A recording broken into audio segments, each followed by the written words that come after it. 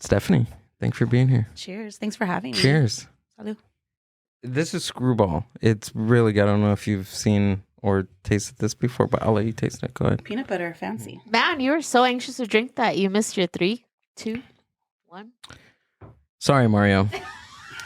This is good. What happened? Screwball. It's peanut butter. Isn't it delicious? Yeah, it's actually, I'm really, really down with whiskey. Yeah. Yeah, I was at a bar. My friend was bartending. We were there this past week, and there was these 4 guys, all tough and macho, and they're drinking like these big fruity drinks. And I'm sitting there with like that much bourbon, and they're like, Absolutely. "What do you?" I'm like, "Oh, what's in that?" And it's like blue, and I'm just like, "Oh yeah, over here." Most of those drinks are just like straight liqueur and sugar in there. Sugar. Yeah. And that's how you get hungover. Yeah. Like, I drink whiskey, wine, and like beer, I guess. Okay. But just whiskey mostly and wine. Yeah, when we asked you on the questionnaire, what's your beverage of choice? I was like, whiskey. She didn't Whiskey. put water. Well, I'm really excited actually. My friend just got me for my birthday was February 12th. He got me like this smoking set. Okay. So I'm like super excited. So I went and ordered like the fancy ice cubes. So like we're all going to sit there and drink really fancy whiskey and then like just get drunk on really cheap whiskey. There we go. Yeah. Because after like the second drink, you can. But I used to bartend and wait tables and people would order wine or whatever. And they'd be like, is it really good? And I'm like, I mean, if you can't tell the difference, then just get the $40 bottle. Right. Don't order a $100 bottle if you can't tell. You're the server that everybody wants. Well, low key, there's more markup on like a cheap bottle than Oh, there is. Yeah. So if it's like a craft of wine, like we're making more off that than we are after. Like I was going to say, I've Googled like wine bottles like at places, and they're literally like $10 at the store. And then in house, they're like $45. I'm like, what the fuck? Yeah, no, and like okay, like if we're gonna use like Papa vodka and make you a cocktail with that, Yeah. like the markup on that, it's like a $3 bottle of vodka versus like. Right. So I'm like, buy the cheap stuff. We make more money off it. We went to there's this Valentine's like comedy show at the stand-up comedy club in Bellflower, and I was drinking the I think it was called BSB by Jamie Foxx, and I think it was like $13 for a glass. I looked it up the other day, and it was like $18 to $20 for a full bottle. Yeah, it's a ripple. Yeah, that's why you just have to get drunk at home first. right. That's Or our in the parking lot. Yeah, that's our jam too. Right. I'm getting old. I just want to like even on New Year's, I'm just like, let's just kick back and get drunk like At home, safe. or in a hotel or somewhere because it's like amateur night. There you go. Everybody who hasn't drank all year decides this is a night. This is a night, guys. I'm gonna get drunk and throw up all over the place and fight with somebody, Yeah. And I'm just like, I'm too old for that. Like, I've been there, done that already for like 15 years. Occasionally we still do that, but not on New Year's. There you go. On a Tuesday. Stephanie, thanks for being here. Thank you for having me. Thanks for doing the podcast. Have you done anything like this before? During COVID, obviously we had a transition just like anybody else. So we did a lot of live markets. So I was going live for like 6 to 8 hours, 3 days in a row. And that was really exhausting. So I like tapered it down to like 2 and then 1. And then I was really ambitious at the beginning. And I was like, this sucks. I have to like brush my hair and like put makeup on and be in front of a camera and like everybody's judging me, Yeah. Once you found out about this being on YouTube, you're just like, damn it, I have to get ready for this thing. I showered today for you guys. Oh, yeah. Awesome. Yeah. Low key. I appreciate that. We didn't, so we're sorry. That's cool. That's why she's back there. She's far away. Yeah. We got her on the other side of the room. I'm planning my shower after this. No. I work from home. So during the week, I'm like, what do you mean I got to get ready? Oh, okay. Yeah. So like, I'm only in public on the weekends. You know what I mean? You're like, that's the only time you shower. She's like Saturday, Sundays. Yeah, that's kind of when I time it. Shout out to Jesse JFR for connecting us. Yeah, he's awesome. He's my homie. I love him. He's the greatest. And he was just out of pocket. Amber was on that thread. She was reading everything. And what did he say? I think he introduced me about the cancer. He said I have cancer, and then like he was talking about the cancer and then the dog. He didn't even say No. cancer. He just said, "This is my homie Stephanie with one titty," Right. and I was like, "What?" I was like, for the record, I have 2 now. Yeah, because I'm a cancer patient. Well, Jesse made me. I joke because like when he does my markets, like I did a reel because you know how he can be like polarizing. Yeah. But like so whenever I do like reels of him, I'm like, great, I'm gonna lose followers now because it's like you know, because I'm pretty progressive or whatever, and like me and him have the same sense of humor, but like but you know, I can't for my business because I work with different people, different backgrounds, and I work with a lot of like, you know, older conservative people too, so I kind of have to like, of course, unfortunately taper it down. But like I crack up, I'm like, great, I'm gonna get people are gonna block me because I'm putting Jesse on lives because he just can't behave. He's a catch. Yeah, that guy. Yeah. He's great.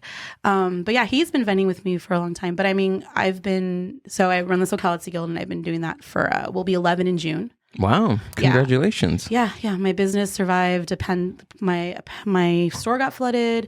I got cancer and a pandemic, and we're still alive. The world pandemic. Yeah. Wow. And then I had a personal pandemic. Yeah. Right. And then and then like 2 weeks after I started chemo, my store got flooded. Oh my gosh. Yeah, and it wasn't even my fault, and it ended up costing me like $20,000. Oh. $20,000. We'll put it this way: so like. It wasn't even my fault. It was the piping in the hallway, like, got corroded, and it got, you know, so some jerk probably like flushed a fucking diaper or something and plugged it up. And the force got so great that it blew through the pipe and then blew through the back of my store. And that location was like 6,000 feet, and it was clear through halfway, blew through the back of our wall. So just like them coming and do like an inspection to make sure there's not like asbestos or some like crazy bacteria that people are going to get sick. Just that alone was like $1,600. Jeez. And I mean, I could have not done it, but then like if someone found out we got flooded and then they try to say they got sick, then they can try to sue me. Yeah. So it was just a nightmare. And like these malls write these airtight contracts. So you're not like, you know, their lawyers are more expensive than mine. And I had lawyers look at the contract and they're like, you can sue them and you'd probably win, but then you can never work with that company again. Wow. Like, so. And it was like a building management company? No, it was a mall. It was the mall. It was an actual mall, like a mall. Really? Yeah. So you had a storefront, like a brick. I still do. Oh, you still do? Yeah, Okay. I have a 7,200 square foot store in Mission Viejo at the mall. Oh, wow. Yeah, so we've had that. We just turned 5 in October. Wow. So. And what kind of things do you sell there? So basically what it is, so I run a group of like, I work with like over 1,000 different artists and crafters a year. And then like I do different markets and stuff like that. And that's like a brick and mortar. So it's kind of different. Like it's not like these handmade stores that are popping up everywhere. It's actually like a co-op. So people come in and they have their own little store within my store. Oh, cool. Oh, that's cool. It's basically a really expensive lemonade stand for me, but it makes me happy. And like, it's like dope to see people grow, and it's awesome. So like they all have, so right now we have like about 15 permanents, and then we have a bunch of like art on the wall, and then like all this stuff everywhere. And then like we do pop-ups there. We do like open bars, we do live music, we do workshops. We're generally only open Friday, Saturday, Sunday, but then like during Christmas we'll be like 3 weeks. It's cool. So it was an adventure because obviously the pandemic hit and that sucked, but we survived. And then like, you know, the mall worked with me on rent and stuff like that, because I was like, hey, if you're not going to do something, then like I'm going to leave and just fuck my contract, you know? Right. And they worked it out because for them, it's like a feeder store. So I think they've gotten about 12 tenants out of my store. So for them, it's like a really good way for people that are like looking to open a store and like to try it out to see if they work. It works for them, obviously, at like a far lower price. So, you know, obviously I'm covering like, you know, the rent and the insurance and like overhead and electricity and all that stuff. And the vendors just pay me a fee. I do like a really large amount of advertising and obviously foot traffic and all that. And I manage it, and then it's cool. So where did you first get the idea for Socal Etsy So I'm an artist and crafter. Guild? Okay. And then, so I've And it's Socal Etsy Guild, correct? Yes. Okay. Yeah. So, basically, like I've been an artist crafter forever. So I was an artist and crafter, and I was selling and doing. So like you know, people like Jesse and like all those guys, like I've known them since before I was starting these events. So I basically was like, hey, I like organizing stuff, and I was doing these events and selling, and like, you know, I'd be selling art walk in downtown LA, a girl in her 20s by myself, and like the coordinator would just like turn off the generator when the event was over and like take off. And I'm there by myself in the middle of the night. And I was like, these guys don't even give a shit about us. Like, they don't even care. They're just collecting our money. They're not even coming through or like asking, like, how are we doing? Like, how's everything going? And I'm just like, this sucks. So I can do better.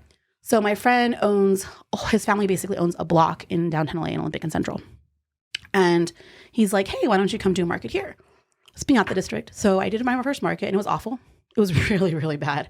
Like literally there was like guys walking around with like coats and like trying to like, and like there was like taco men and like piñatas and it was so bad. And not to say no, it was hilarious. It was, cause you've been the piñata district, right? So it's like, right. It was like literally one of those parking lots. It's a little bit nicer now. It's just not, it's just not for the handmade. So I got connected to someone at Craft with the Port of LA.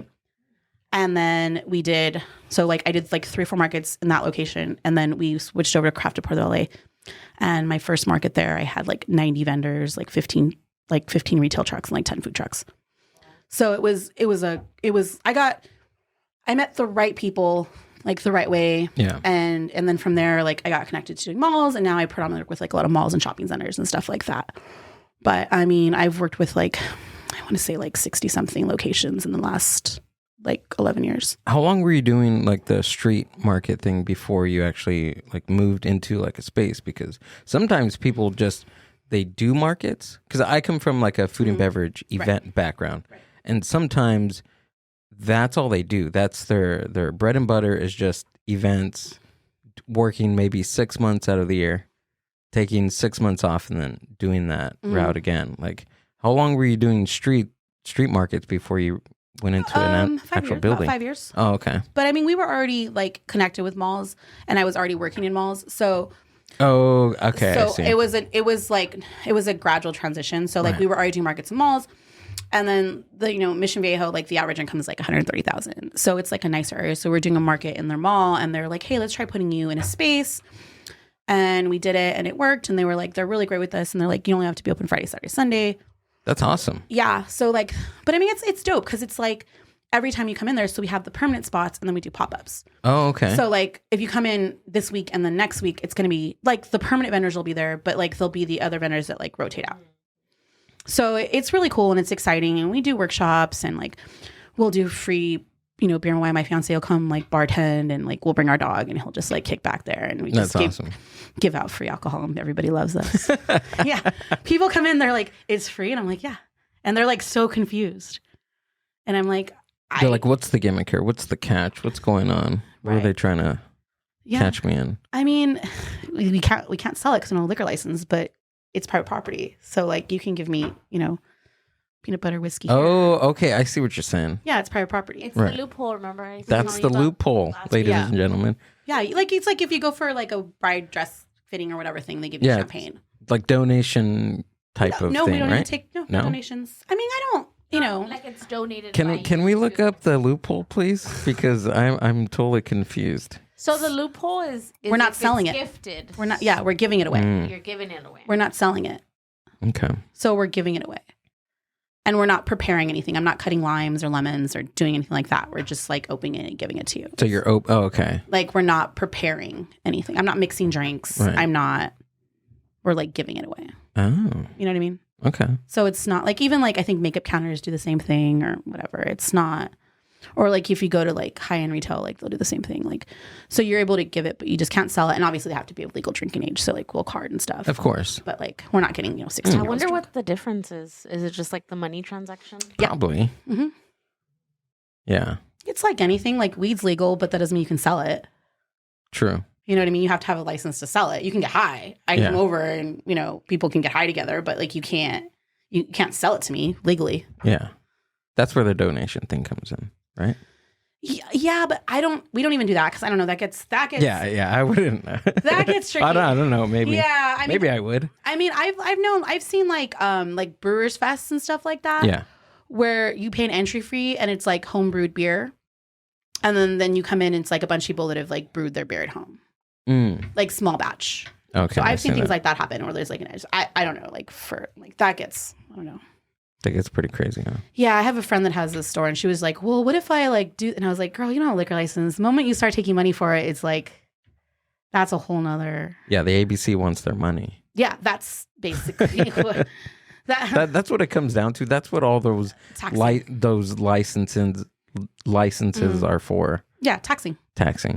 It's like I get vendors that ask me all the time. They're like, "Oh, do I need a resale permit? Do I need a business license?" And I have like a generic answer. I'm like, "You're an adult. You're responsible for running and operating your own business legally." And they're like, "Well, I don't sell it often." And I'm like, if you sell one thing to your mom, you're technically supposed to pay taxes on that. Yeah. And I was like, so that's between you and the IRS. Like, I'm not going to ask, but like, you're asking me in a public, like in writing to tell you that you don't need and then I'm like, yo, I'm not a lawyer. I'm not a representative tax person. Like, I can't legally tell you what, you know what I mean? Like, like if you're a nonprofit, like there's some loopholes, stuff like that. But like, I mean, there's like cottage industry, like different rules and stuff. But like, I'm just like, yeah, you need to like go, because they're like, well, blah, blah, blah. And I'm like, even like now people are taking like Venmo and Zelle for transactions and stuff, like to pay. And I'm like, but there's an electronic transaction for that money. Like they're not stupid. Right. Like, you know what I mean? Like you're eventually going to get busted. But I mean, each their own, Isn't there's I mean, with Venmo too, right? Like they don't pay taxes on if they use Venmo or something like that? Well, there's different types of Venmo accounts. So there's like a business account and a regular one. But like you have to like, after a certain amount of money, like you're going to get flagged. And like even Zelle, like Zelle is specifically supposed to be for like, that's why all those scammers with like that are trying to get you to come pick up the dog, they're going to ship you a dog. Yeah. They're like, Zelle me, because there's no buyer protection, because you're only supposed to be using it for personal use. Right. So like if you want to send your mom money, or like we go out to eat and you want to send me money, like that's what it's meant for. It's not meant for like buying $500 worth of whatever. Yeah, or buying a car or something.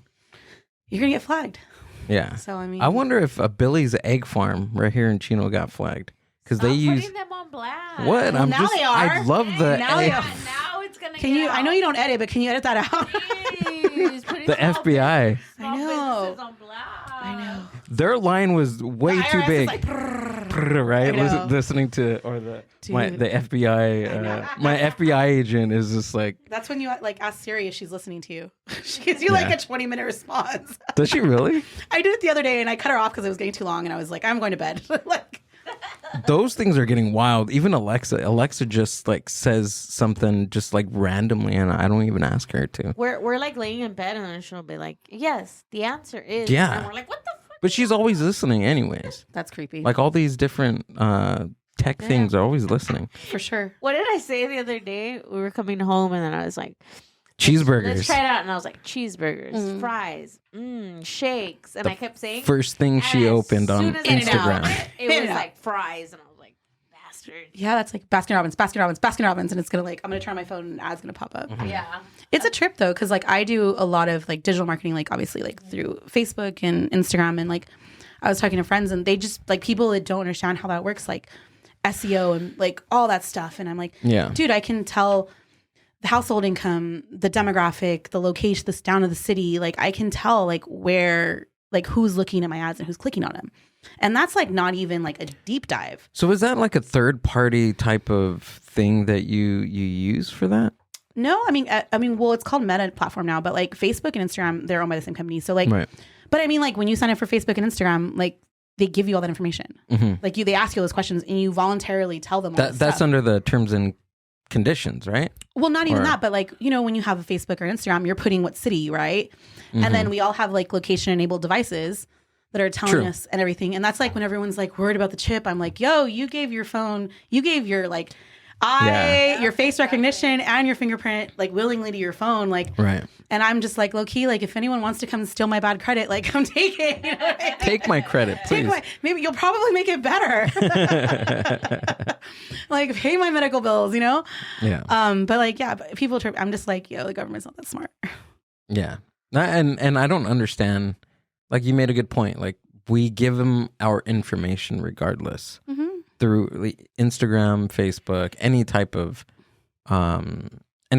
social media network. Like Siri's judging us right now hard. Oh yeah. She's like judging us. Absolutely. Like when I get home, it's going to pop up ads for peanut butter whiskey. Yeah.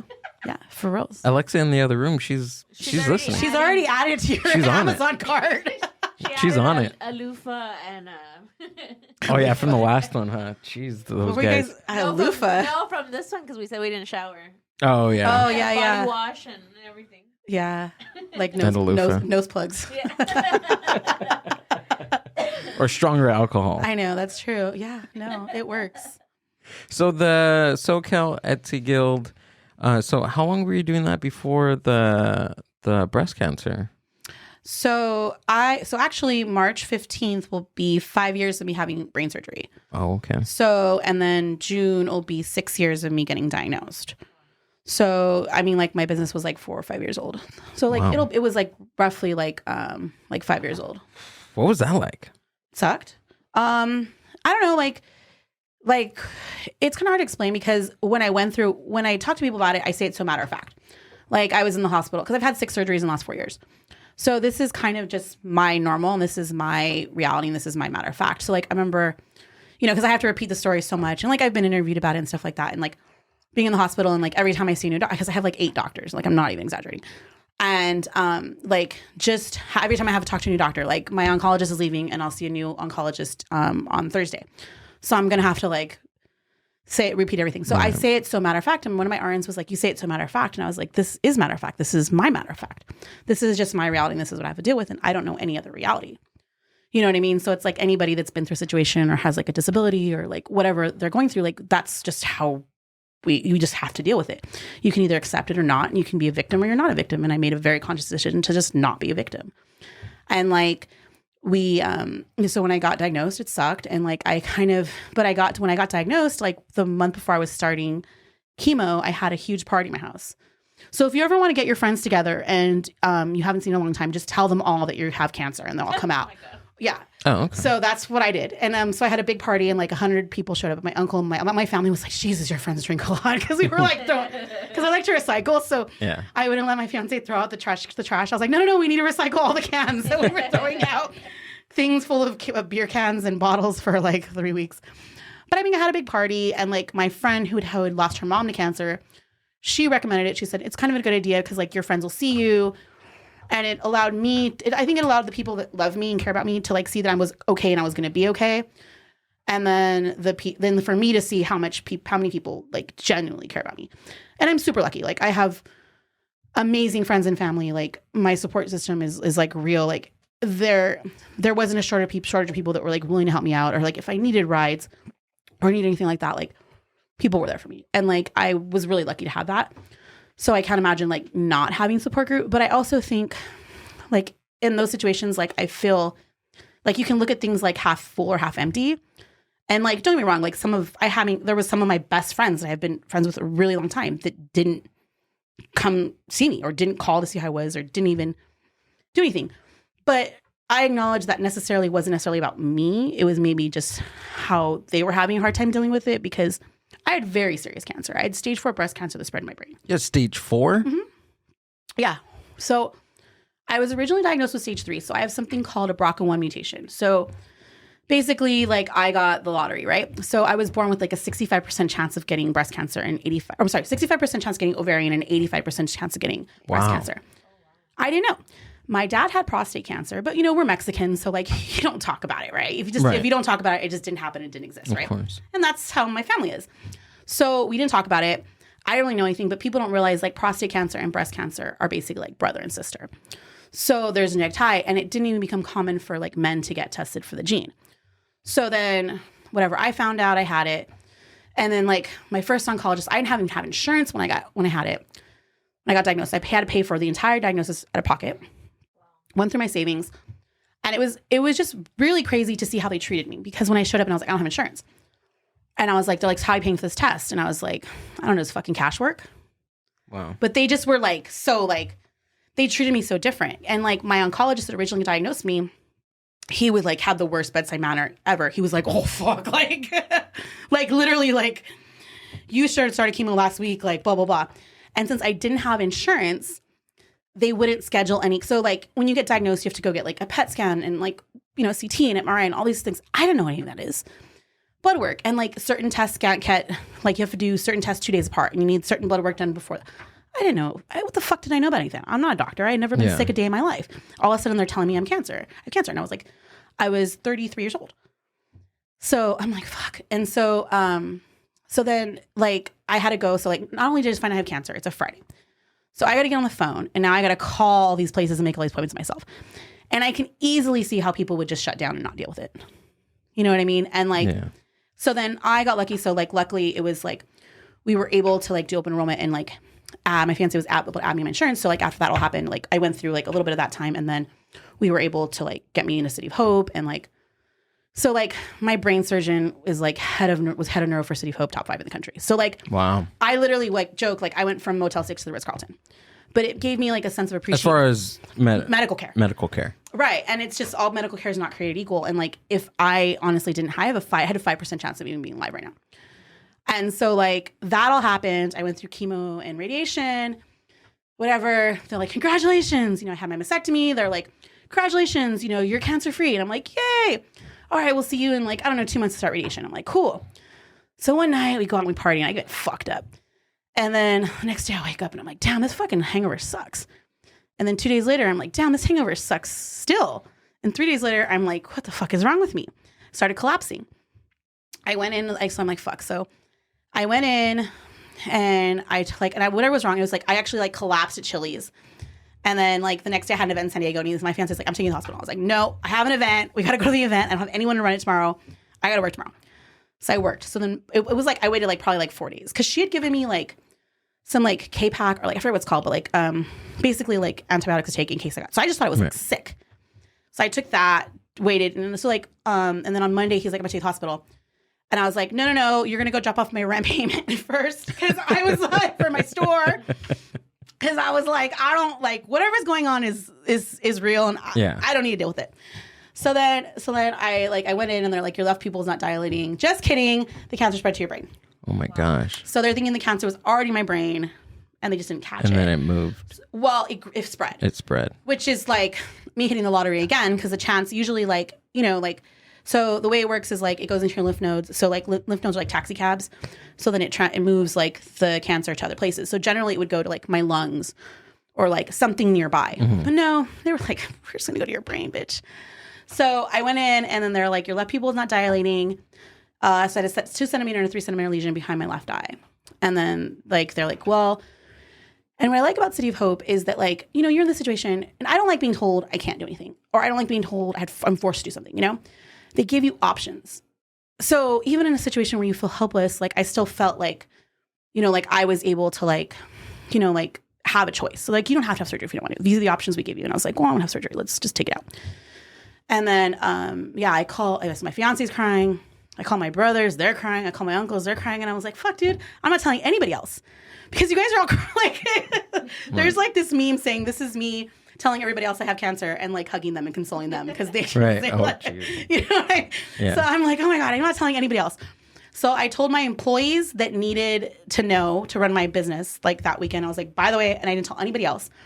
And then I had brain surgery on Friday. And then on Saturday morning, I called my friends and told them. So, you know, the 15th. So 17th was St. Patrick's Day. So 2 days after, like my friends that I grew up with, you know, we're Mexican. So of course they show up like 10 minutes before fucking visiting hours are over. And they all showed up with like their big gulps filled with liquor and beer. And they just came and partied in my room for like a couple hours. And the nurses were cool. Wow. So I was like, they're like, what do you mean you had a fucking, you had a fucking brain tumor? You didn't tell us? And I was like, I mean, I just couldn't deal with like the phone calls of telling people like, I called everybody afterwards, like, because it's easier to be like, oh, by the way, I had a brain tumor, but it's out and I'm alive, rather than because I just couldn't handle like telling people like and dealing with them, trying to be strong for them. So I was like, I'm just not gonna tell anybody till like after I have brain surgery. 5% is a low percentage. Yeah, extremely. But I never asked.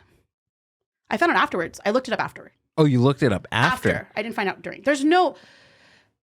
I knew just by the way my doctors were talking to me and like the way, like the type of chemo I was on and me having the genetic mutation. And like, so with younger people, they give us actually like harder like chemo. So, I mean, I lost all my hair. You lose all your hair. So like, you don't even realize like that you need your eyelashes and your nose hair actually like serve a purpose. Really? Yeah. It keeps from dirt getting in. Oh, yeah, that's right. I know that about your eyelashes. Yeah, and your nose, too, from like... Oh, really? Like from dirt or like weird stuff crawling in there. Yeah. Really? Yeah, so I was like, I was a mess. So like, and it was funny because I was just gangster through it. Like I still worked. And my centers that I worked, the locations, because I was in contracts. So like, I told them what was going on. And they were really cool with me. They're like, you know, if you need to put a pause in your contract, you know, go through what you need to do through, and we'll do that afterwards. And I was like, no, I've busted my ass to have my business make it to the 5-year mark. Most businesses don't even make it that long. My vendors love me, but if I pause in doing these events, they're going to find somewhere else to sell. because they have to. It's no offense to me or, lack of support, but they got to find somewhere else. So then I'm going to come back and I'm going to lose everything I worked for. So I was like, no, I just kept doing it.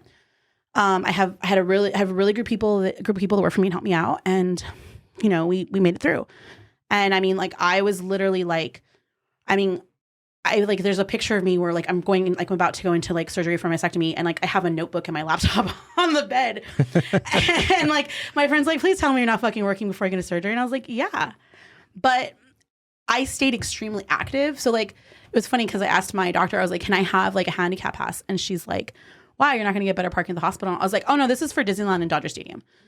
And like I was a season ticket holder, so like, and I had season passes, so like we still went to Disneyland, we still went to, we did everything. And I would like, when I was really bad, like I would just walk for as long as I could and then dump me in a wheelchair. And my fiance was working for Disney at the time, so like we got free wheelchair rentals, so it was like chill. But and I mean, it was just, I was still living my life the best way I could. And there's something called chemo brain, where like, because like the way it makes like chemo is like the day I'd have it, like you have like, it's like I had like 2 or 3 shots. Like I wasn't drunk, but I was like fuzzy, you know what I mean? Mm-hmm. And so like what happens is like people, like if you're not, your brain's a muscle. So if you're not using your brain, you're going to like, it's going to slow down. So people get chemo brain and they're like, slow down. And I just stayed extremely active. And my doctors are just like, that's probably why you're still here. Yeah, I was going to ask, do you think that you keeping your brain active kind of help with that? Yeah. Yeah. I mean, I am a little, it's hard to, because you've never met me before, but I'm slower than I was before, which is pretty crazy. So I noticed like myself being different, and it probably took me like within this last year. When you say slow, what do you mean? I mean, I'm at like 200% right now. I used to be like 300%. Oh. And I don't drink coffee. Oh, okay. I wake up like this. It's pretty fucking scary. I sleep like 4 hours. So this is uncaffeinated now. This is uncaffeinated. This is Stephanie and uncaffeinated. This is slightly sedated. Yeah. I've had this much. Slightly. Yeah. It's pretty scary. One time I was in Vegas with girlfriends, and I wasn't drinking that week. And we were there for a pool tournament because I play pool. There for a pool tournament, and my girlfriend goes. Do you really? That's cool. That's how me and my fiance met. Really? He's really good.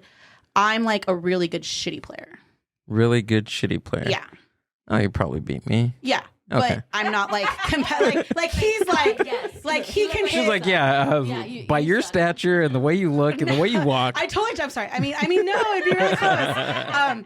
No, but like my fiance is like good. Like he can like That's do so fun. cool. Like he can make the ball do all kinds of weird Really? things. Yeah, I can't awesome. do that. I can like go straight and like do like, but I'm better than like the average person that just like plays at a pool hall. That is awesome. That's how we met. Yeah. So we were there for the tournament, and then my girlfriend, I was staying in the room with 2 of my friends, and like she goes, so what do you take? And I was like, huh? She's like, what do you take? And I was like, I don't do drugs.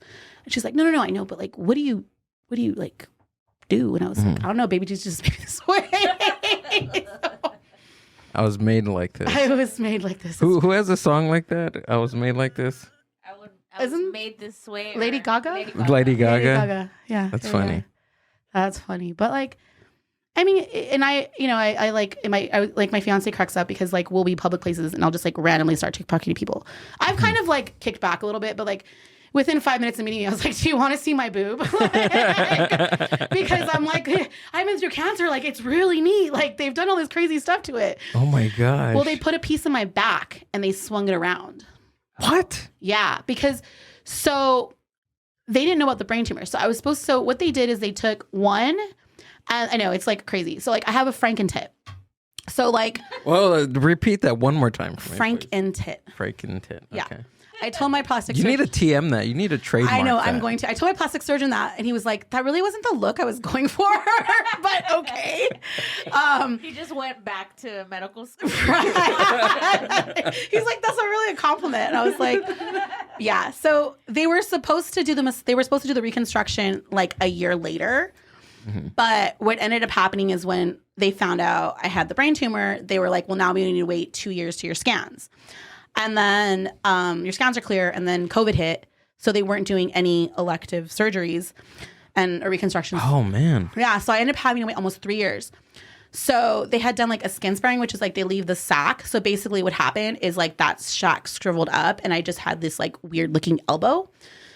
So I had like one large breast and then like an elbow. So like I have like back problems because I was like this. So they like had to go in. So like the first part of my reconstruction was a 9.5-hour surgery. So I have a scar from my armpit to like my spine and they like cut that out and like swung it around. Oh, I see. And so like it's an anchor. So it's a Frankentit. Wow. Yeah, like Frankenstein, but like a boob. But the good news is I'm normal again. Because it was like, it didn't bother me, but like people would stare sometimes and they would like one time I was at the spa, but I didn't have any problem. I wear a bathing suit and I'm wearing like a bikini top and shorts. And I'm at the spa and this lady's like, oh, your boob's coming out. And I was like, huh? And I go and look and I was like, oh, no, it's fine. I only have one. And I think it didn't register what I said. Yeah. And then she's like, no, but it's coming out. And I was like, no, I only have one. And then she tells me, no, but sweetie, your boob's coming out. Because she just saw one breast and not anything on the other side. So she thought like... She thought it was out. Yeah, she thought like I was going to do nippage or something. And I'm just like, and I was like, look, I have breast cancer. I only have one breast. And she goes, oh, I was like, but I appreciate you trying to be Captain Save a Tit. Like, and she was like, and me and my friend just started laughing because I'm like, but people she didn't mean anything. Yeah. But it was just, so now like, and I told my plastic surgeon, it's not a perfect situation. Like, I'm not normal looking, but like at the end of the day, it's that normalcy. And just like people take that for granted. Like, like it's taken me 5 years to make my hair this long. You know what I mean? Like, and it's not like as long as it was before. And like losing your breasts or like losing like these things. And, like a couple of my friends, and I brushed my hair today and painted my face for you guys.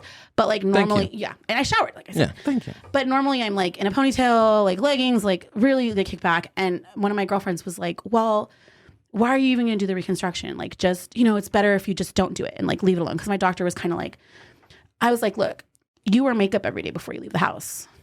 And she's like, so? I was like, you won't leave the house without makeup. And you're telling me to never have breasts again. Like, you know what I'm saying? Like, I never wore a wig.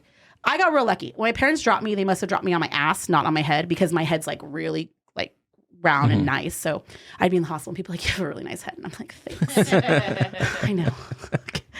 But like, it was just, you got to be able to laugh about it. And if you can't, and like, I make really inappropriate jokes and like.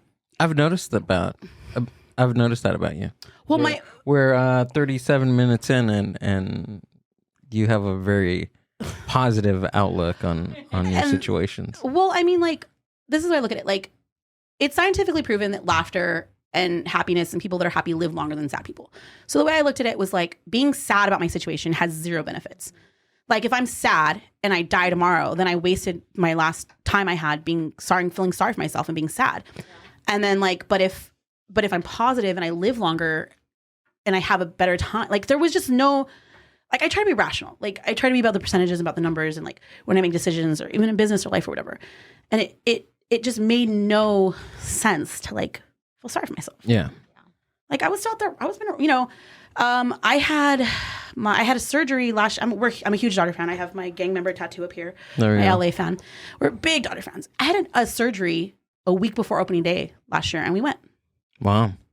Well, actually, it wasn't a week. I think it was like 4 days. Wow. Yeah, and my surgery was outpatient, so I had it and I went home. And then, and he's like, "What's outpatient?" I was like, "So, like," he's like, "Yeah, you'll be fine." I was like, "So how long do I need to stay in bed?" He's telling me, and I'm like, "So opening day's on Friday." Mm-hmm. Will I be able to go? And he's just it's like, are you serious right now? Do you ever because I'm just thinking of like, I always play this scenario and I've told like Gil before, because like you have this good outlook on what your situation is, right? And then I think just sometimes it's like, it is what it is, right? And I always think of because I've gotten it before, like told to me, like, I remember one time I was at hot yoga and this lady comes up to me and she's like, "Oh my God, can I just talk to you?" And I'm like, "Sure," And she's like, "I just want to say that what you do is amazing, and I promise I'll never complain ever again." And I was like, "Okay, like, gee, thanks, And I was like, "Are you complimenting me, or are you using my situation to make yourself feel better?" You know what I mean? It's that one. And I always think of that, but I was like, okay, I think her intent was to be nice, right?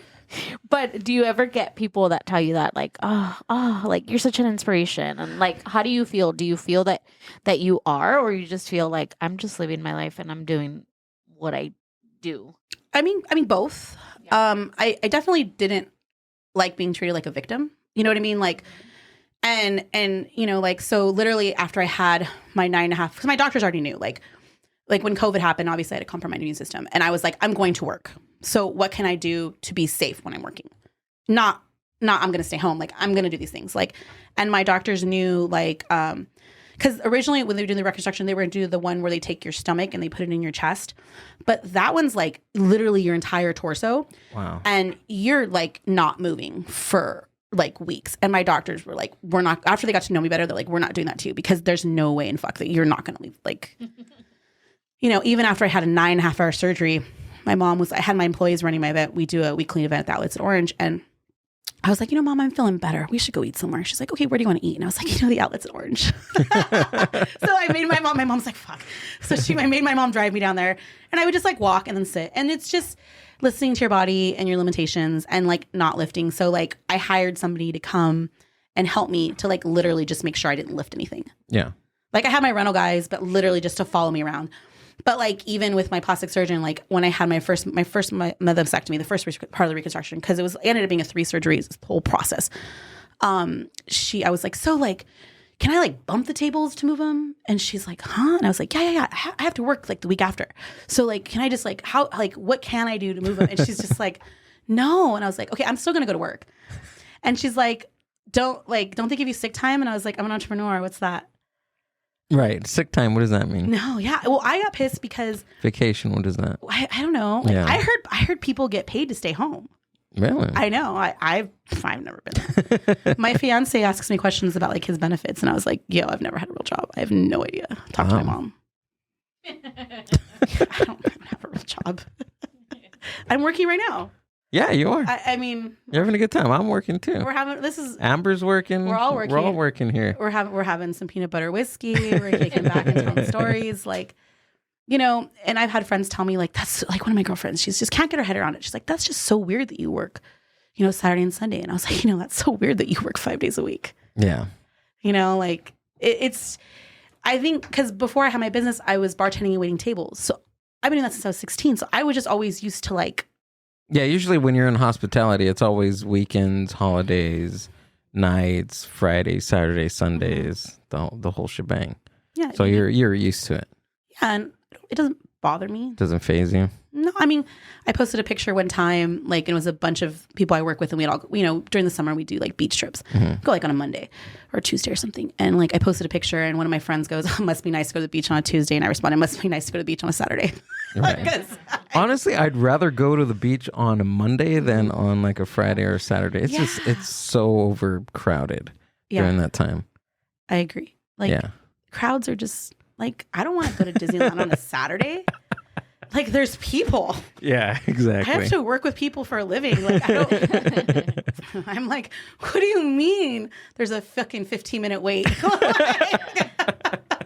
But I think even like when you work for yourself, like I work for my family, so I get to do my own schedule and things like that. And I'm like you, like I've never had like a corporate job or anything like that. I always, but I think then you realize that like Monday through Sunday is just like this like social construct. Like I think every day is just like every day. Sometimes we're like, what day is it today? And we're like, I don't know, it's Wednesday and we're doing an activity somewhere, and then we'll work on a Sunday, or you know, and it's just, I think it's this like social construct of like only Monday through Friday. It's like this like, definitely. Like if you definitely nailed it on the head. Like the Monday through Friday 40-hour work week, like it's not good for you.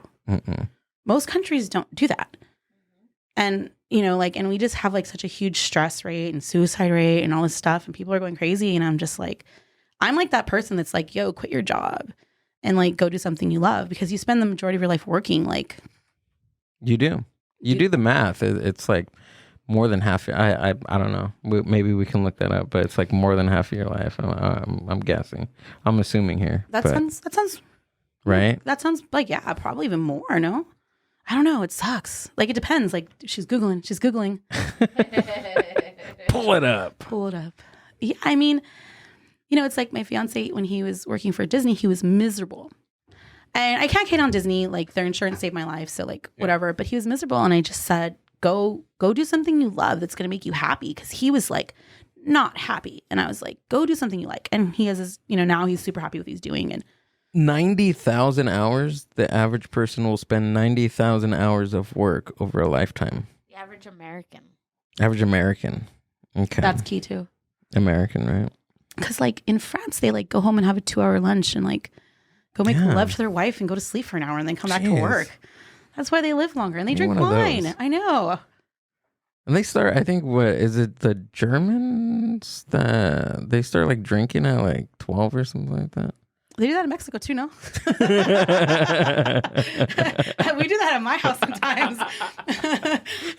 I went to the spa last week and I had pool league at 7:30 and I came home. I was drunk by 6 and came home and took a nap and just never got up again. So during your chemo treatments, did you do any cannabis or anything like that? I have a funny story. So yeah, I did CBD. Okay. And have you heard of RSO, Rick Simpson oil? Mm-mm. So Rick Simpson was like one of the first like if you look him up, it's a pretty interesting story. So he was like one of the first people to like. Can you look him up? Rick Simpson? Rick Simpson oil, yeah. So he was basically wax. Like he does the concentrated THC. Oh, okay. So he was like the first person to like advocate like that, there's THC has medical benefits. And needless to say, he kept getting arrested and stuff because this was like in the 60s and 70s. Oh, wow. Yeah. So it's a trip. So I was taking that when I was going through chemo and, I was on all these drugs, right? So I'm on like all these anti-nauseas and steroids and all these different things, right? Yeah. And so I was taking it and chemo. And so you figure my receptors were probably like dim, right? And so I was like, it would basically just give me a good night's sleep. I would take it and I'd fall asleep within 15 minutes and wake up 10 hours later. So I have a lot of inflammation still from like the radiation stuff. So I was like, okay, I was like researching ways to like get rid of my inflammation. So I was like, I'm going to take the RSO that I was taking when I was going through chemo. So and you only take, I don't smoke weed. So for me, like I have no tolerance, right? So you take like a rice grain and a little wax. I mean, I know people that like put it on top of a joint and smoke. Yeah, that's crazy. But I mean, like I just can't, I would not be able to function. Yeah, that's it. It's like a little syringe and wax. And yeah, it's a trip. So I take a little rice grain, I put it under my tongue. I take it like it's That's small? Yeah. Wow. Well, like I said, I have no tolerance. Yeah. So I'm off chemo. I'm, whatever. I'm back to normal now. And I take a little rice grain. I was high for like, I took it like at 6 p.m. the night before. I woke up the next day at like noon. And I was still fucking high. And Those are the best. No, I don't like being high. It was bad. I even like went and took a shot because I was like, I just want to be something else. Oh my gosh. And I was That's how you know when you're like really high. We're like, dang, I need a drink. I need a drink to put me at baseline, please. Right. Like, and so I call my fiance and I had like shit to do. Yeah. And I'm like, fuck, I gotta like drive places. I'm driving like 55 on the freeway. Oh my God. I'm like, oh my God. I was and it wasn't, But it was CBD? No, RSO is concentrated THC. Oh, it is? Yeah, that's not CBD. That's pure THC. Whoa. That's concentrated, yeah. And it was like a little rice so it's grain. like a syringe and it's like wax and you just put a little bit. We need to order some. Alexa, are you Alexa, listening to this? Put it on my wish list, on please. an Amazon cart. Jeez. Wow. Oh, look they have like little capsules too. Yeah. Look at that. Yeah, that's Rick Simpson. Look at Mr. Rick Simpson. Look at how he's so happy. Look how happy he is. He's so happy. He's the cutest, adorable thing ever. He's like, I'm high as fuck. Helping one cancer patient at a time. But I mean, like, I have an aunt who's going through and she's doing CBD and it helps her. And like, I asked my doctor, because I have asthma, and I asked my oncologist, I was like, well, what are your opinions about it? And she told me, she's like, well, you have asthma, and I was already prone to getting lung infections. So she's like, in her opinion, as an oncologist, and I get it because she's like someone of authority. So like if she tells someone to get high, they're going to get high. So like she was just like, in her honest opinion, she felt that there wasn't enough research for her to tell people to do it. Oh, okay. But she wasn't going to tell me not to do it. She just told me not to smoke it because of my lung situation. Gotcha. But, so she told you not to do it without. No, not to telling- smoke it. Not to She smoke told me it. to eat it. Oh, She okay. told me to eat it or take like oil or what capsules, or she told me just take it. She's like, yeah, take it if you want. Because she's like, I've heard some people say, she's like, I've heard benefits both ways. And she's like, so I mean, take it, but she just told me not to smoke it, Oh, which is okay. fine because I don't like the act of smoking. So Yeah. because I got it fucked up lungs, so like it's just. But yeah, I mean, some people. Rice grain. Dang. Yeah. That's cool. I I mean, gotta try it. I've heard people take a lot more than that, like Yeah? that have higher tolerances. But for me, like I did a rice cream and I was like fucking high for like 36 hours. I was just sitting there. I was like, I just want to be sober, and I couldn't even fall back asleep. It was so funny. So, how did you get into playing pool? I used to bartend. So the guys, I worked at dive bars, and the guys at the dive bar were like, "Hey, do you want to join our team?" And I said yes. And then I started playing, and then just I've been playing in the league for like 12 years. Oh, you're in a league? Yeah. Oh. Yeah, it's fun. It's me and my girlfriend call it like it's like designated friend time. Oh, okay. So your life gets crazy, but it's like a designated time once a week that I'm going to go hang out with my friends. And you're doing something like that's pretty Competitive. cool, competitive. Yeah. With friends. Yeah, most of them. Not Most of everybody. them. I don't like all of them. I mean, sometimes you're playing people and you just want to kick them. With acquaintances. Yeah, I have a lot of acquaintances. Some of them I like more than others.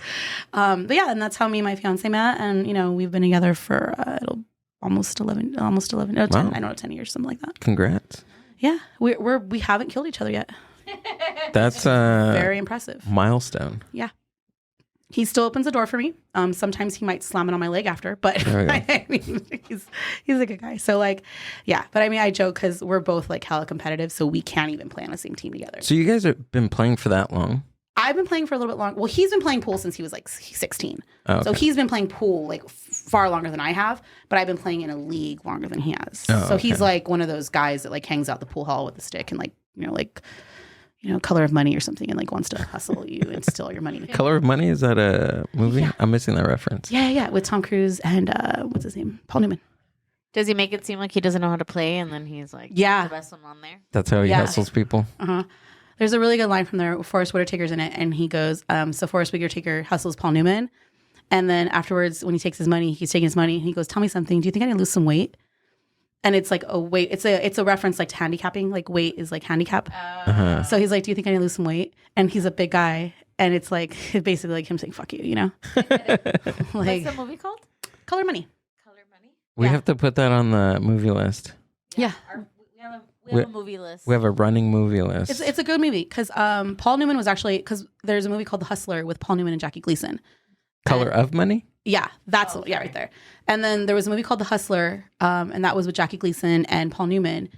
And so that was before CGI. So like they legit had to like be like Paul Newman was a very, very good pool player, and Tom Cruise even got really good. Oh, that's cool. And when I say good, I mean like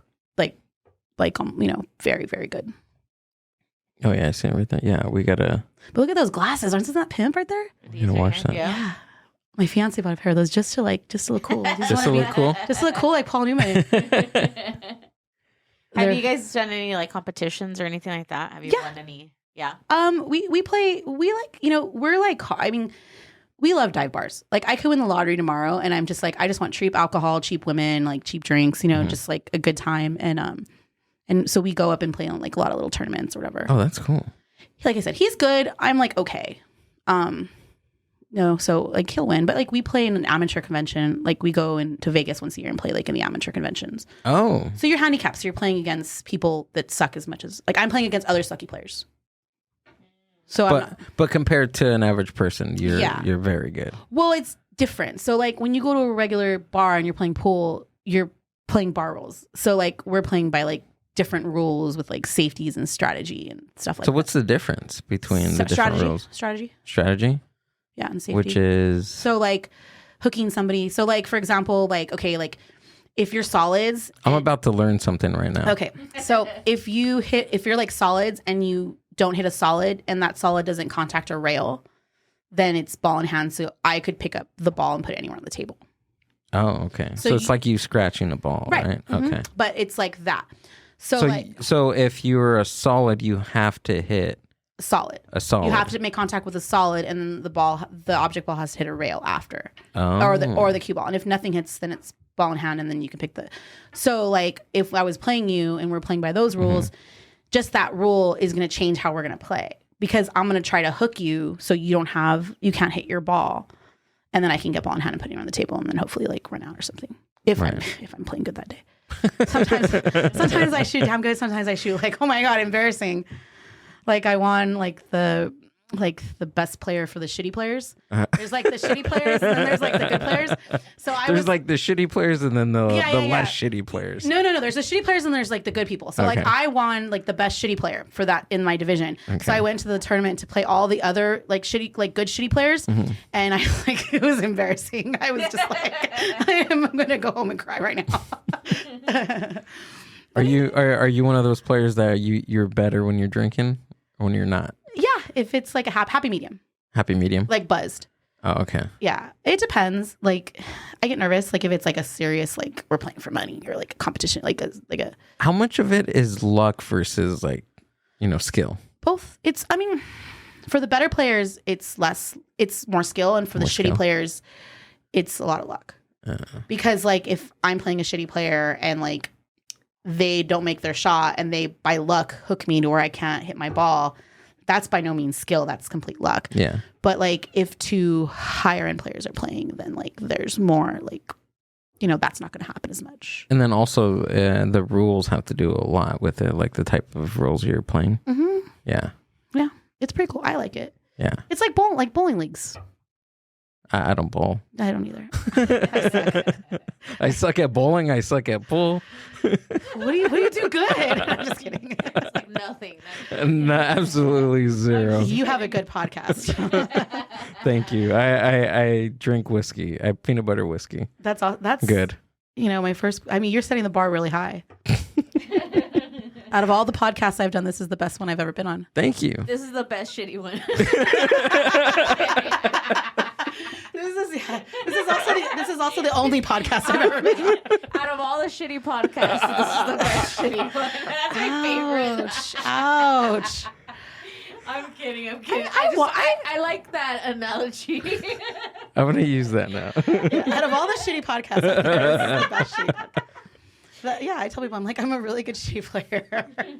So tell me about your dog, dude. Your dog's like a bomb sniffing dog at the airport. Yeah, that's crazy. My dog saves lives. He's kind of a big deal. Yeah, I think so. Yeah, he's pretty dope. Yeah, he's so does your dog go to work? Yeah, they're at work right now. My fiance is his handler. Oh my God. So yeah, my fiance is a retired police officer, and then so when he was not liking Disney, he looked into it, and he'd always, he likes dogs and he has a background. He used to work at the border, so he decided to go into this field and came with a free dog. Wow. So his name is Jojo, and he's fucking dope. Can we pull up a picture of Jojo? You have him on your Instagram, right? Oh yeah, I think my Instagram is full of Jojo and like I don't know, Jojo and food, I think. So little baby. There he is. Oh, he's so handsome. He's so sweet. I love his face. He's very fucking spoiled. So he's a bomb? Yeah, he works for bombs. Wow. Oh, that one's hilarious. Yeah, I asked you about when you were coming in and you were talking about those dogs outside. And I asked you, I was like, oh, you have a dog? And you're like, yeah, I have a... did you say... Dog? No, she was like, I have a bomb dog. And I was like, oh, what? Oh, yeah, I heard a bomb dog, too. I was like, what? Hold on. You're wait. like, yeah, your dog is the bomb. Yeah, he legit goes to work. He has a job. Look at little baby. I love him so much. Has he ever detected a bomb? So the way it works is like every shift he gets calibrated. And so they like have to like, so my fiance has like odors. So like, it's like anyone, dogs have bad days, like people have bad days. And there he is. That's my fiance. Look at little baby. He has a birthday party. Aww. And we register him at Target. You guys are invited if you want to come. Put the link down at the show description. I know. So when you guys are like, what do you want to plug? And I was like, well, JoJo's birthday link. You're like, my dog needs Target.com/registry/JoJo's birthday. Yeah, he's fucking spoiled. His last birthday, we got him a bomb cake. Oh, it was a that's bomb. Cool. Yeah, it's pretty much Dodgers, food, alcohol, and my dog. And yeah, food. That's cool. Yeah, I love my baby. So, how long has JoJo been doing? Since he was born. So Since he was born? yeah, so they're breeded for it. So they're picked up and then they're literally trained from birth. So they go attack school first. And most dogs can't do attack because like there's no margin of error for attack because someone can die. And then they either go drugs or bombs. And very briefly they had COVID dogs, but that didn't last. COVID dogs? No one's really like originally like you remember how Florida opened first and they're having like sporting events like Florida opened first, Right. So like Florida I think was using them for a brief period of time or something. I don't know anybody else, but they didn't last. So It can detect, right? COVID. yeah. Mm-hmm. Well, we were laughing because we had a friend that was kind of slutty, and they had a COVID dog come in, and he like sniffed him, and I was like, he's either sniffing COVID or chlamydia, like we're not sure. So one or the other. But yeah, no, he's fucking dope. Like he doesn't bark, he doesn't aggress. Like even when we're in public and other dogs snap at him, like he's just fucking dope. He's hyper as fuck, so he's like a German Shepherd if you gave them a lot of crack. Okay. So they're not that, and it's kind of sad because like. People should do, dogs have breeds and breeds have traits and like people don't do research about the kind of dogs they're getting. So like the Belgians were in like that dog movie with Channing Tatum, and then Halle Berry's dogs were Belgians too in the last John Wick movie. So people see these dogs, or like if you YouTube like Belgians, you're going to see these, like Jojo can search. She's certified. So what type of dog is he? Belgian He's Malinois. a Belgian. Malinois. Say that again? Belgian Malinois. Malinois? Yeah. So he basically is a skinny, small German Shepherd with less shaggy hair. But German Shepherds are prone to hip dysplasia, so they're getting away from using them because Jojo is. And what's hip dysplasia? Like hip problems. Okay. Like so like Jojo can search. Yeah, look at little babies right there, so handsome. Wow. Yeah. So they're certified to search. He's certified to search up to 10 feet, but they can jump as high as 15 feet. Wow. So but they're hyper as fuck. Mm-hmm. They're meant to work. So people get these dogs and they don't do the research, and then they're pissed off because of the dogs jacking up their backyard or chewing up their couches, and it's not the dog's fault. It's your fault for not like doing. It's just that's the kind of dog. Breed. That's the breed. And like when people ask me like, oh, go to the next one, like go down one more, right this there. One? Yeah, they can climb up walls. It's fucking nuts. Oh. Keep talking. What? Yeah. So, that's got to be like more than 10 feet. Yeah, they can jump up to 15. 15 feet? Yeah, but he's also jumping off someone's back, yeah, so he's propelling a little bit. Yeah. Oh, and he pushes them up. Yeah. But I don't know why you'd want your dog to do that because he's going to mess up his body. But that's why they stopped using Germans because so Belgians are smaller and they're just more agile. Mm-hmm. But yeah, my dog's the fucking shit. So how do they I'm like, I don't know if this is a question you want to answer, but how do they train like yours just does right for bombs? So obviously like it sniffs like the powder, right? Right. But I mean, for like drug dogs, like is it true what they say? Like they give them some. I don't know, because he doesn't do drugs, so I can't tell you exactly. Yeah. But what they do with bombs, I'm assuming it'd be the same with drugs, is they just give him like a cotton ball of it. So it's not like my husband's not walking around with like a can, like a big bomb, and he's walking around with like small components. So the dog, like literally some of them can train with just a cotton ball with a smell, and the dog can catch that. Wow. So, and you hide it and then you alert them, but they can find it like, but it's, so they're trained to do like all the different types of like components or whatever. It's fucking dope. I love my dog. Imagine the I could just watch this all day. Yeah. Imagine the first type of dog like this, like being like a 100% pure Belgian Malinois. You know what I mean? Like, because you know how like dogs they change over time, like through generations. I can't imagine like the number one, like the Adam and Eve of this type of dog.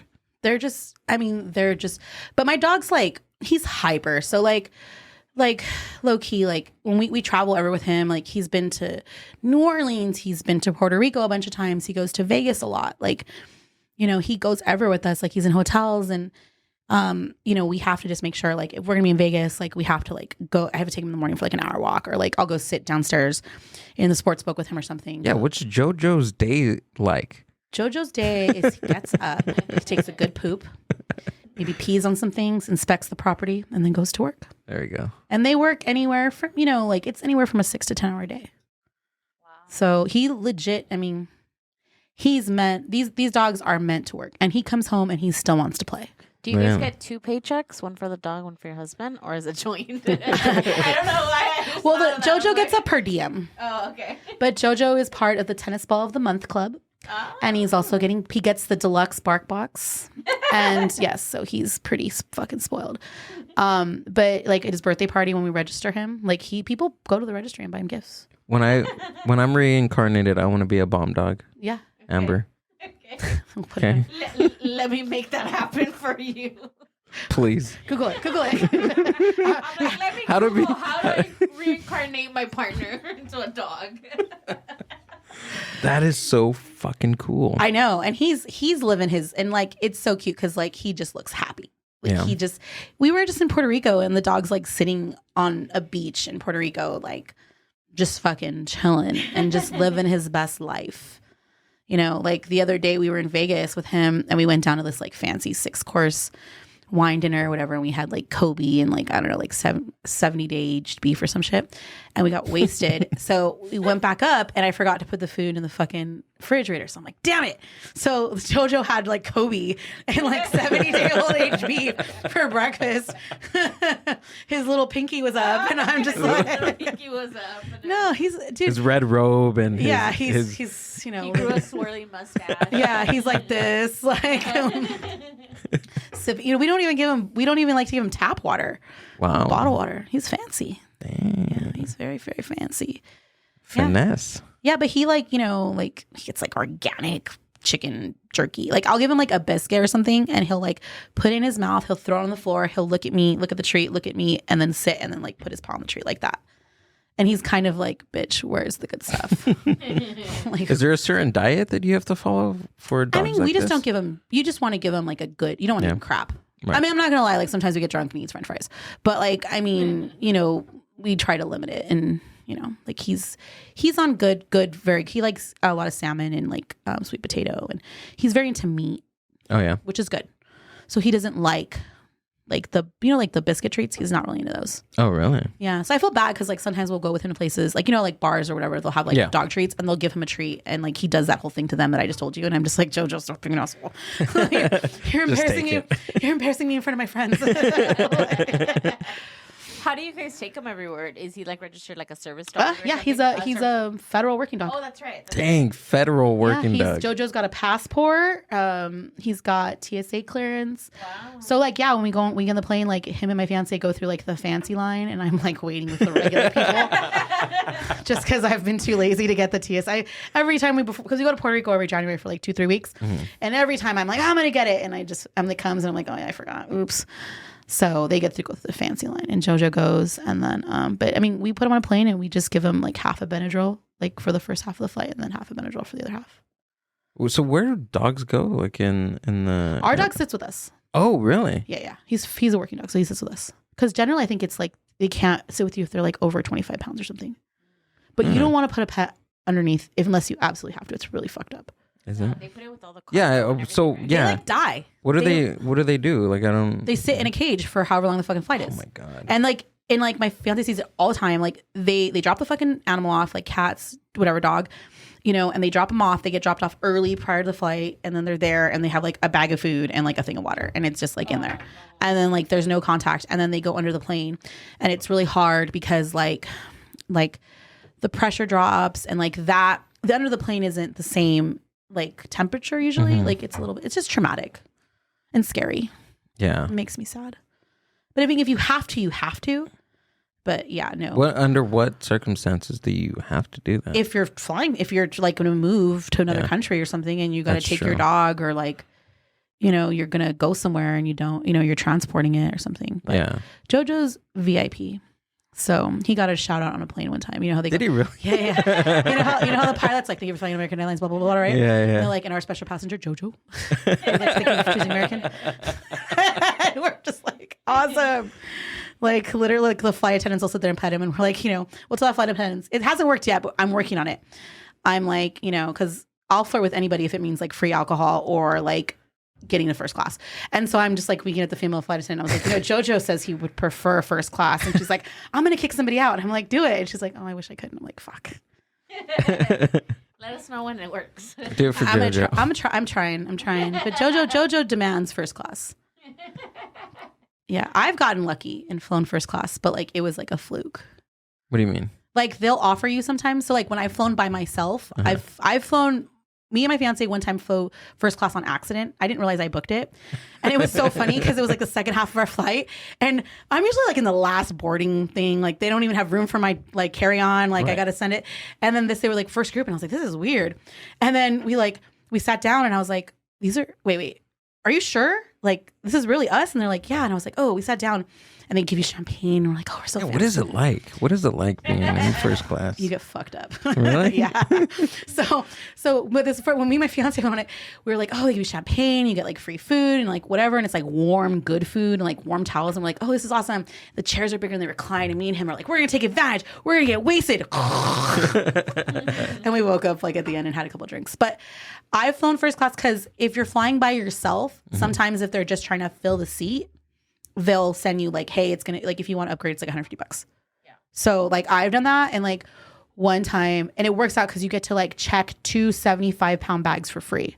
Wow. So just that price difference and like it's worth it. And my fiance was in Alabama for training, so like I just I was bringing back his stuff anyways. So like I was sitting next to this old lady and we just got fucked up. Like it got to the point to where the stewardess was like, so we're out of Jack Daniels now?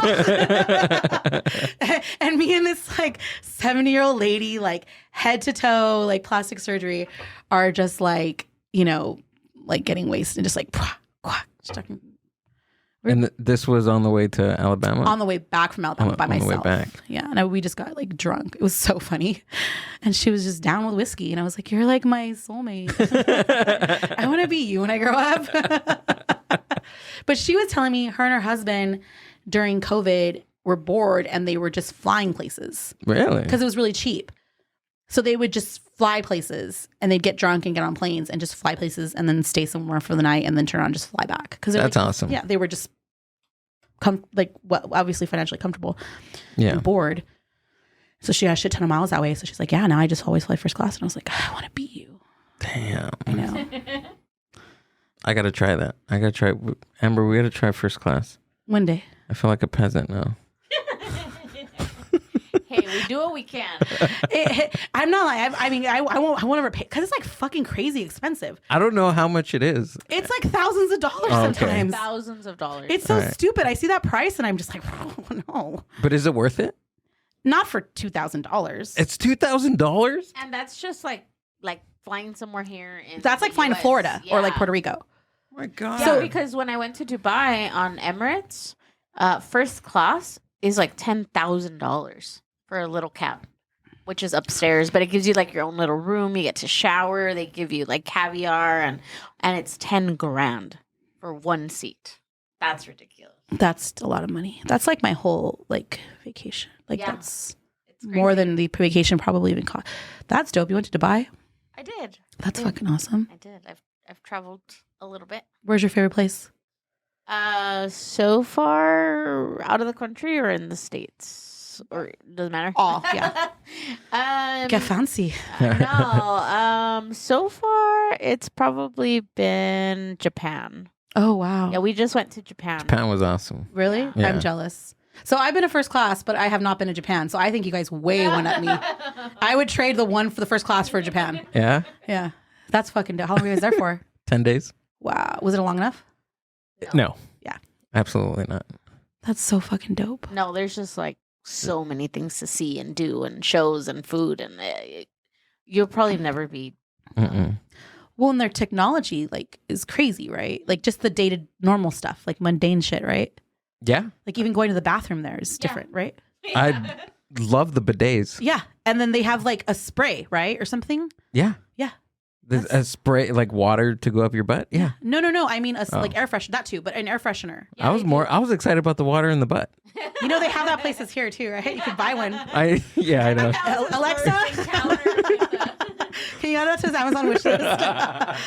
No, but they did. Don't you remember they had a button and it said freshener? Yeah. And that was to like deodorize. And then there's like one that like masks, like if you're like, you know, like farting or making a lot of noise. It's like super. Yeah, it's like super like the restrooms over there. I'm going to reiterate this. The my MB fans are probably just, dude, you always say this, but I'm saying it because the privacy over there is just like there was actual privacy when you're using the restroom. Like it was amazing. Like I don't know how to explain it. Like I was super happy. Like nobody heard me. I'm so happy for you. Yeah, nobody heard me. I'm gonna drop it. I was able to exactly. I was able to be myself for 10 minutes. You just look very happy right now. Yeah, You're so feliz. it was amazing. The amount of joy. That's the happiest I've seen you. That is like the happiest I've seen you in the last hour. But I mean, it was that, and then I think just out of the 10 days, it was the restroom thing. Like, I want to go to China just to take a poop now. Yeah. Or Japan. I'm sorry. Japan. Because China, I've been to China, and it is not that. It is the opposite. That's what I heard. Like a hole, It is a right? porcelain hole in the floor. Yeah. That's what I heard. So like I went to China on like a 2-week tour, and like a lot of people on the tour were like older, and they can't squat. You know what I mean? Mm-hmm. Like, so every time there was like a Western bathroom, they would like announce it and everyone would go running. Ooh. But I mean, yeah, it was just a different, I experience. could never squat. I'd probably piss on myself. I mean, that's part of the fun. Like you may or may not pee on your leg. Maybe. I don't know. I'm pretty like, I'm that girl that pees on the side of the freeway. So I mean, like, I wonder what the percentage is of somebody like actually like almost falling into it. Oh, it's not big. Can you Google that? Yeah. How many people fall into the porcelain hole? When I went to Dubai, So it's a literal hole? yeah, it's like a hole. It's a literal hole, and it's supposed. They say it's like a more natural. I don't know. Because they're saying that squatting is like the natural way of you. That's why they have those Squatty potties. those squatty things, right? I don't know. Maybe I'm lazy and I just. It's like it's like these. Maybe we can look that up after, but it's like this like contraption that you put your. There you go. See? Yeah, There we go. There's a flusher too.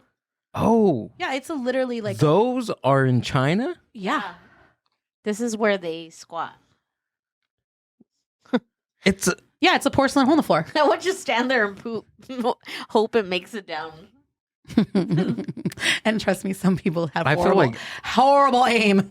If you have diarrhea, this is not the toilet to go to. 90%, 95% of my fecal matter is water.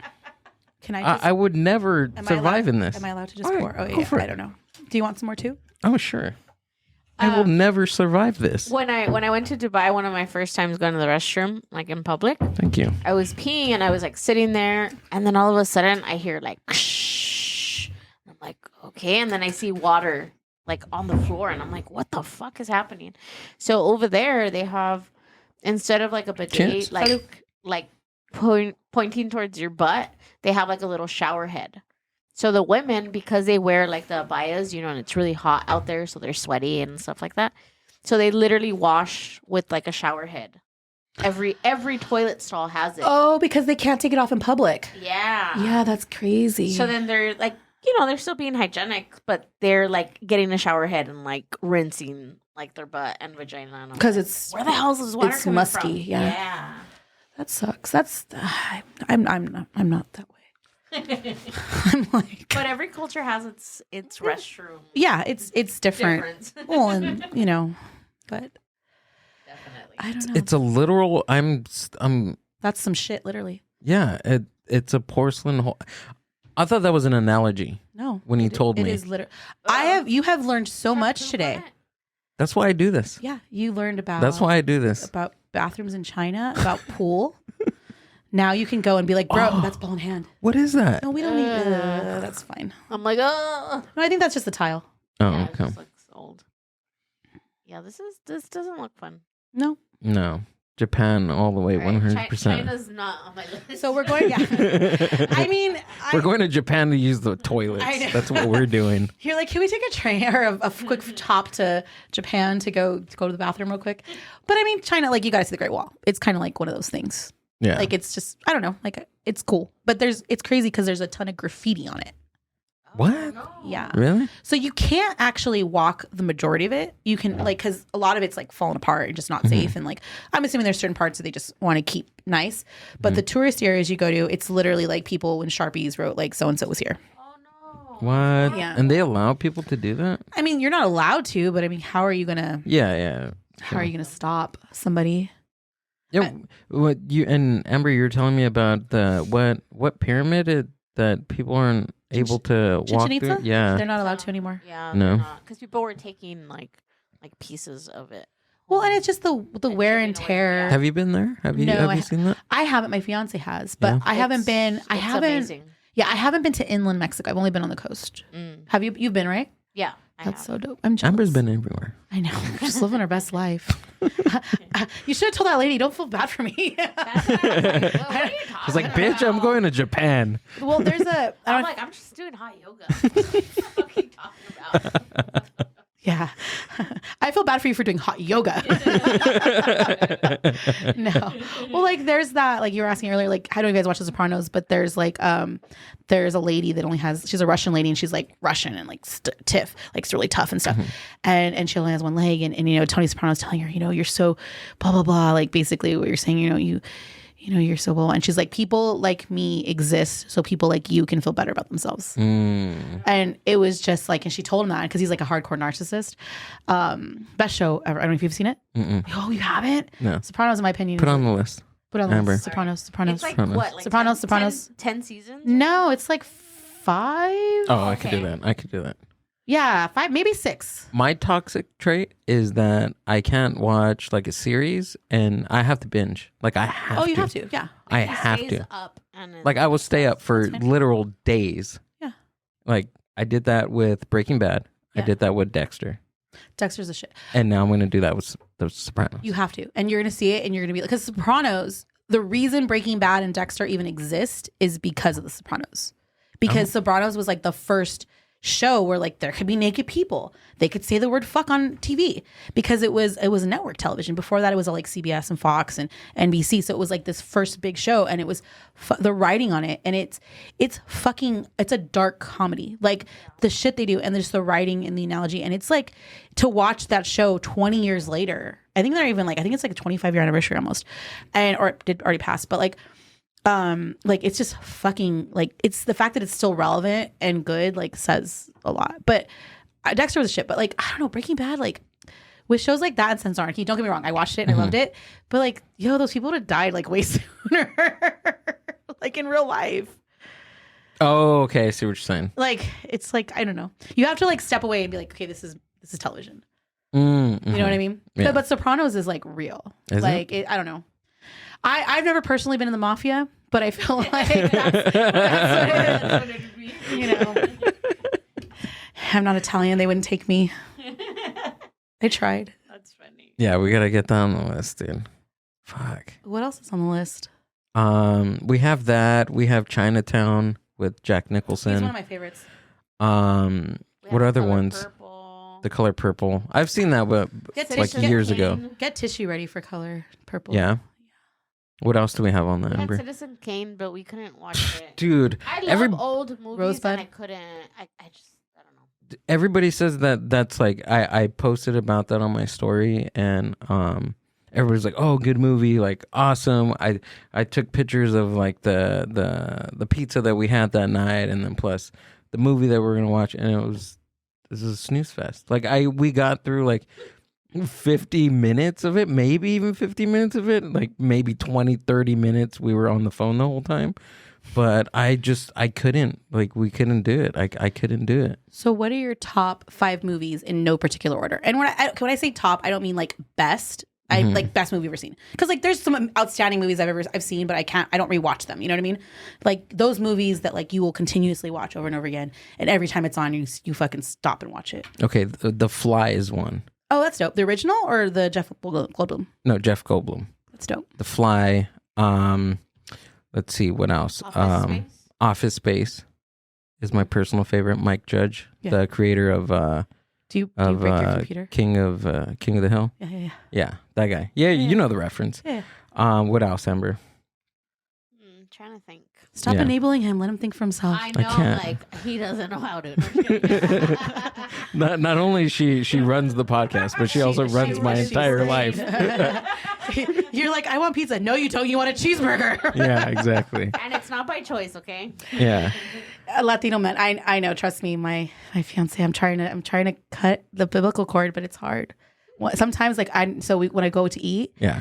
I won't even like. He'll be like, "What do you order?" I'm like, "I'm not gonna tell you." And he's like, "Why?"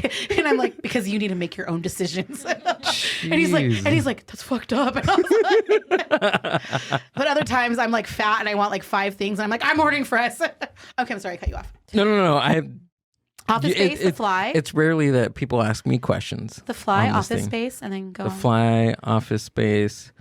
Pulp Fiction. I think I'm a huge Quentin That's Tarantino your favorite fan. Quentin, though? Yeah, Pulp Fiction, Reservoir Dogs, and then the Hateful Eight. That's dope. Yeah, he has a really good book out called Cinema Speculation. Fucking amazing. I've heard good things. Did you see him on Joe Rogan? Yeah, I seen him on Joe Rogan. I watched that episode. He was on the Two Bears, One Cave with Tom Segura and Bert Kreischer. And then he was also on Howard Stern too, promoting his book. Awesome. He's just insane. He's so like eccentric and smart. Yeah, he has one more movie. Yeah. One more movie that he's going to do. But he said it could be 2 parts. Is that what he said? Mm-hmm. He said it could be a 2-part. Because like, you know how like he considers Kill Bill one movie. Oh, that's true. So Yeah, that's what that's I'm right. saying. Like he has one more like story, basically. That's right. Like, I wonder what it's going to be. What were your thoughts on Once Upon a Time in Hollywood? the ending I found very bittersweet Mm-hmm. because like that's not what really happened. Yeah. And like it happened and like you're Well, same thing too with Inglourious Bastards. I mean, he wrote like a different timeline of history. right, but I think like it was sad because like I can't say this without sounding like an asshole. But like I get that all the time. yeah, so but like with it was just sad because she was so brutally murdered and like what happened to her. And then like she's so lovely. And like when you see that scene coming, like I kind of got like anxious and I was like, fuck, dude, what are they, like, you kind of like, what are they going to show? Like how detailed are they going to get? And then it happened. And it's like fucking hilarious. And Brad Pitt's like he's like, no, something stupider than that, like about the guy's name. And that was, what's his name? Butler from Elvis. Mm-hmm. So the guy who played Tex. And I don't know, like I really, really liked it. But like I said, like the ending was just like I left feeling the theater like really weird. Oh, okay. Like really like sad, like kind of sad. Like not intentionally, like because it was a fantastic film, but just like that didn't happen. Yeah. You know what I mean? And you felt like you almost feel like bad. Like it's the way it should have ended. Do you know what I mean? Yeah. How much are you into like the whole Charles Manson family thing? I'm not like heavily into it. No. Like I mean I know about it, but like there's actually a really good movie on Netflix. I forget what it's called, but it's about the Manson girls, and it's like from their perspective, and it really taps into like the abuse they endured, and Wow. like it's like do you remember what it's called? I can't remember. If Can you look that up? it came out recently. I think I know which one you're talking about. Yeah, and it's solely from their perspective. So like it doesn't even like he's in it, but he's in like flashbacks. So it's about I guess when they were in prison, the 3 got arrested. When they were in prison, like there was a girl who went to like teach them or like, educate them or do something with them. And it was It's this one, right? Manson No. Lost Girls? The Last of the Manson Girls? Manson's Lost Girls, maybe? fuck. I think it's that one. Go down more. That one. The how's the Manson girls? Harry Nelson tells the Manson girls. I think it's above it. The one above it where he's like in a blue shirt. I think it's that one. I believe so. Oh, Charlie Says? Manson girls. Charlie Says. I think it was that one. Yeah. Yeah, because Charlie Says. I think so. Yeah. I think that's it. But it's like really sad because it takes from like their it really goes into like their perspective. So you can really like not to like empathize, like obviously these women deserve to be in jail and stuff like that. But like it really taps into like the psychology of like abuse and Stockholm syndrome and like what they went through and like how severe the abuse was. And like it's just a no one like no one can ever justify what they did, and obviously it was a tragedy and it was horrible, but like it's just there's a lot more to it and like the psychology of being in cults. Right. And like the fucked up shit they go through and they deal with and everything. During the pandemic, I think it came out in 2020, I believe. But Tom O'Neill came out with this great fucking book called Chaos. And it's all about the untold truth of the Manson murders and how heavily Charles Manson was in with the FBI, with the CIA back in the 1960s. Like he was like help. Like what do you There we go. There it is. Yeah, I've heard good things about it. So basically, it was Tom O'Neill was Because Joe Rogan, I heard Joe Rogan talk about it, I think. Yeah.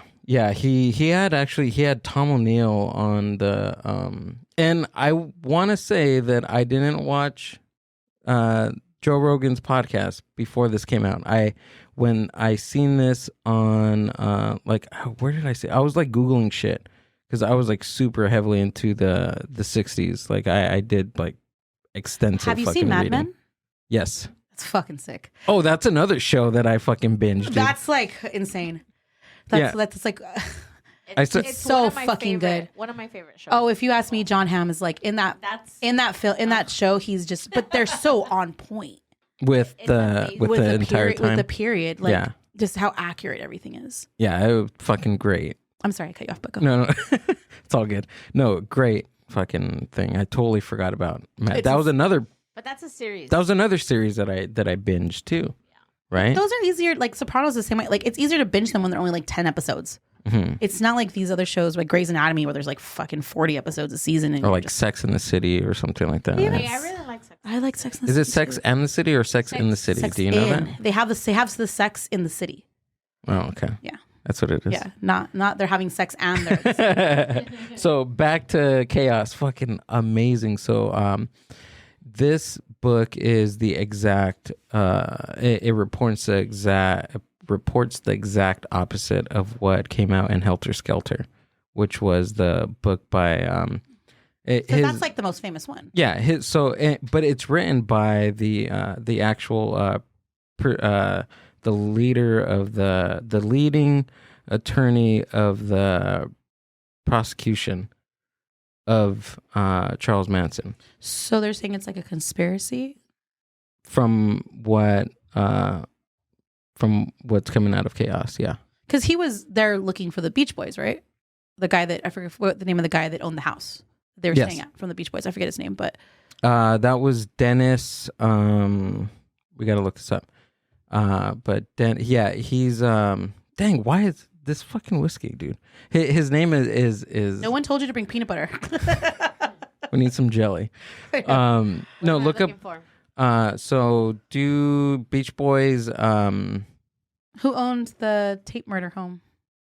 Do that one. No, hold on. Wait. Before wait. Do Beach Boys line up? Because from there, I'll get the drummer's name. Was it the drummer? Yeah. Because he played with them, right? And he gave them a demo and all that stuff. Yeah, there's they actually produced one of his songs. Right. Oh yeah, I remember you telling me the other day. Original members, yes. There we do. Dennis Wilson. There we go. Yeah. Yeah, Brian Wilson's brother.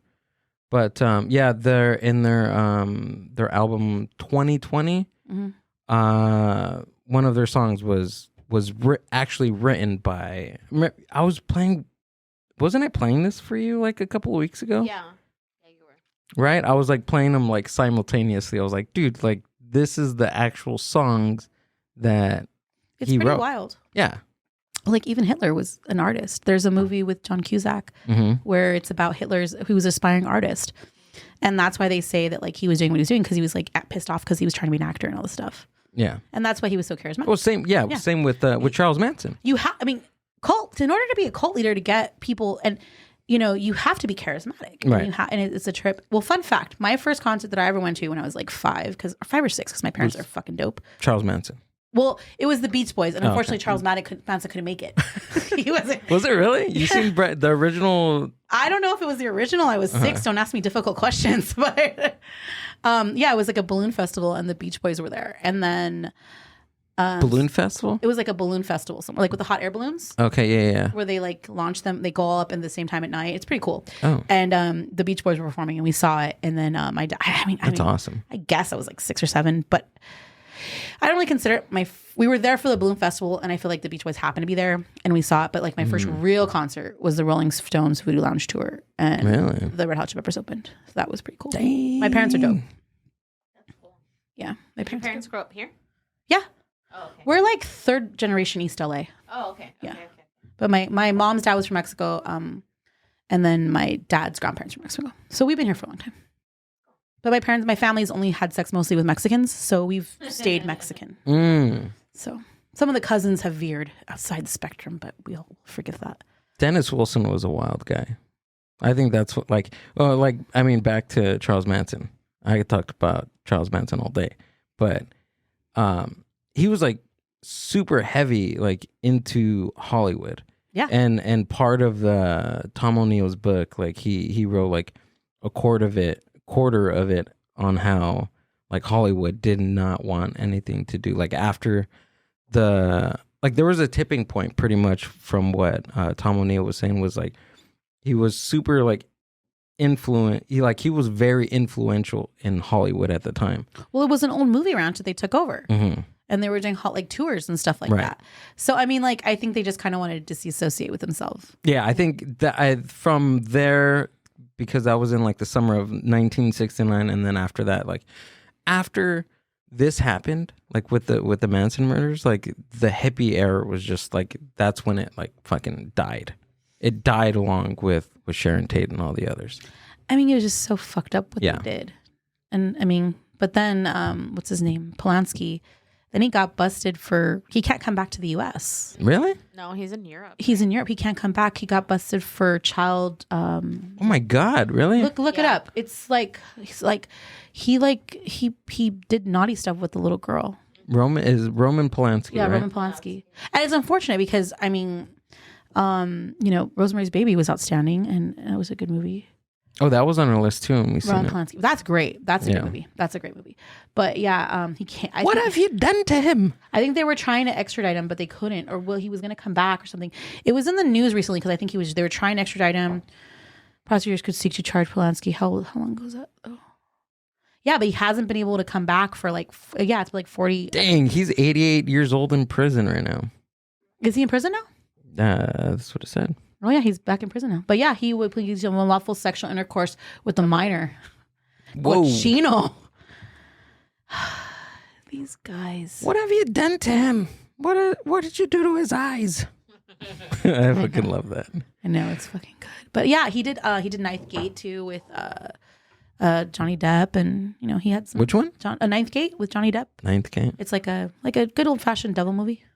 Oh, okay. Yeah. Good old fashioned devil movie. I love horror movies. Yeah. Like, have you seen Sharknado? No, you consider that a horror movie? Okay, like a killer shark like movie. Okay, sci-fi. if you go to Shudder and it'll have like killer animal movie. Yeah, Ninth Gate. He did that, and that's why he fell in love with south of France and ended up buying a house there.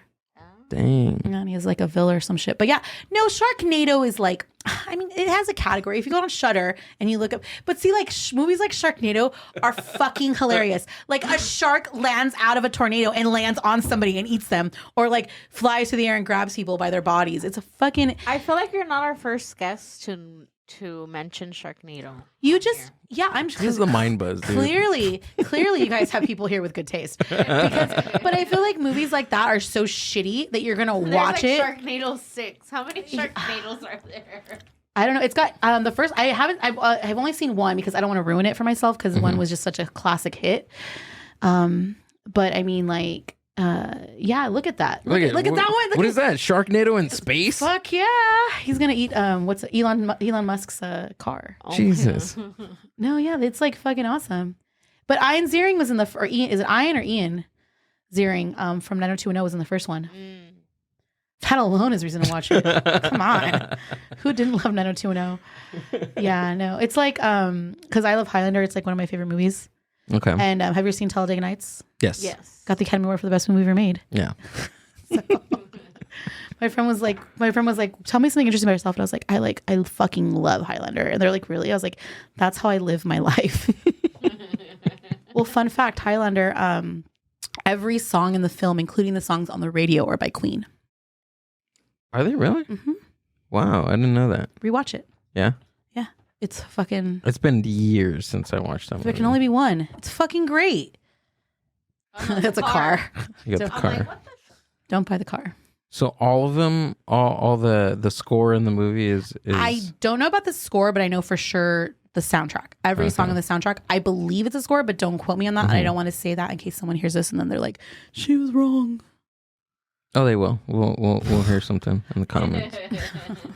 This girl's dumb.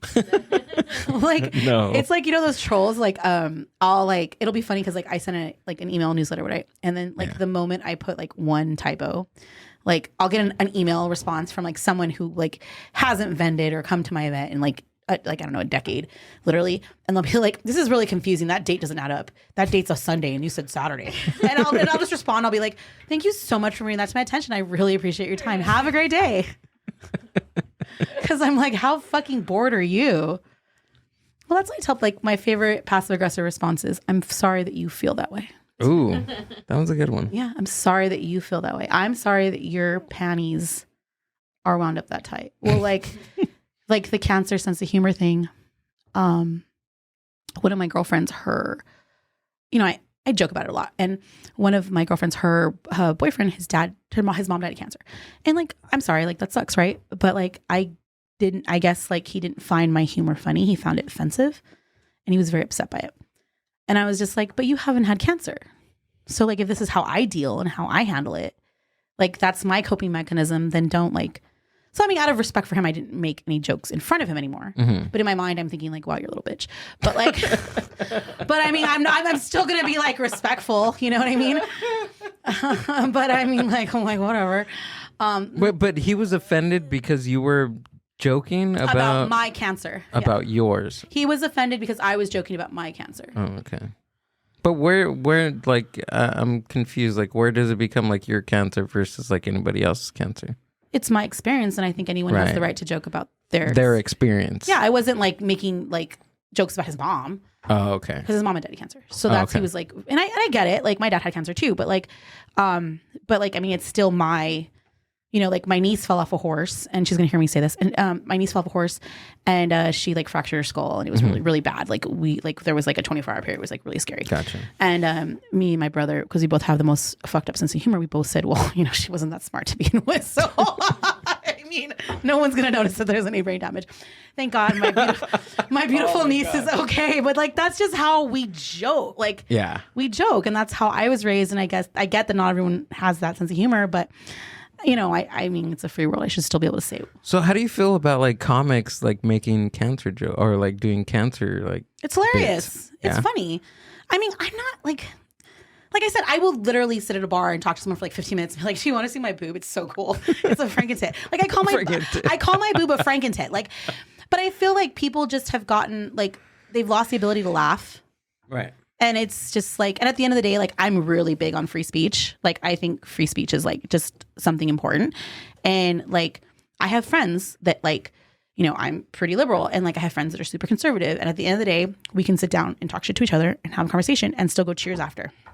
Oh yeah. And have a drink. I think that's true friendship when you have two people with totally different ideas and you guys can sit down, talk about them, but still be friends at the end of the day. Right. Like, so like I have a friend who's like a hardcore anti-vaxxer.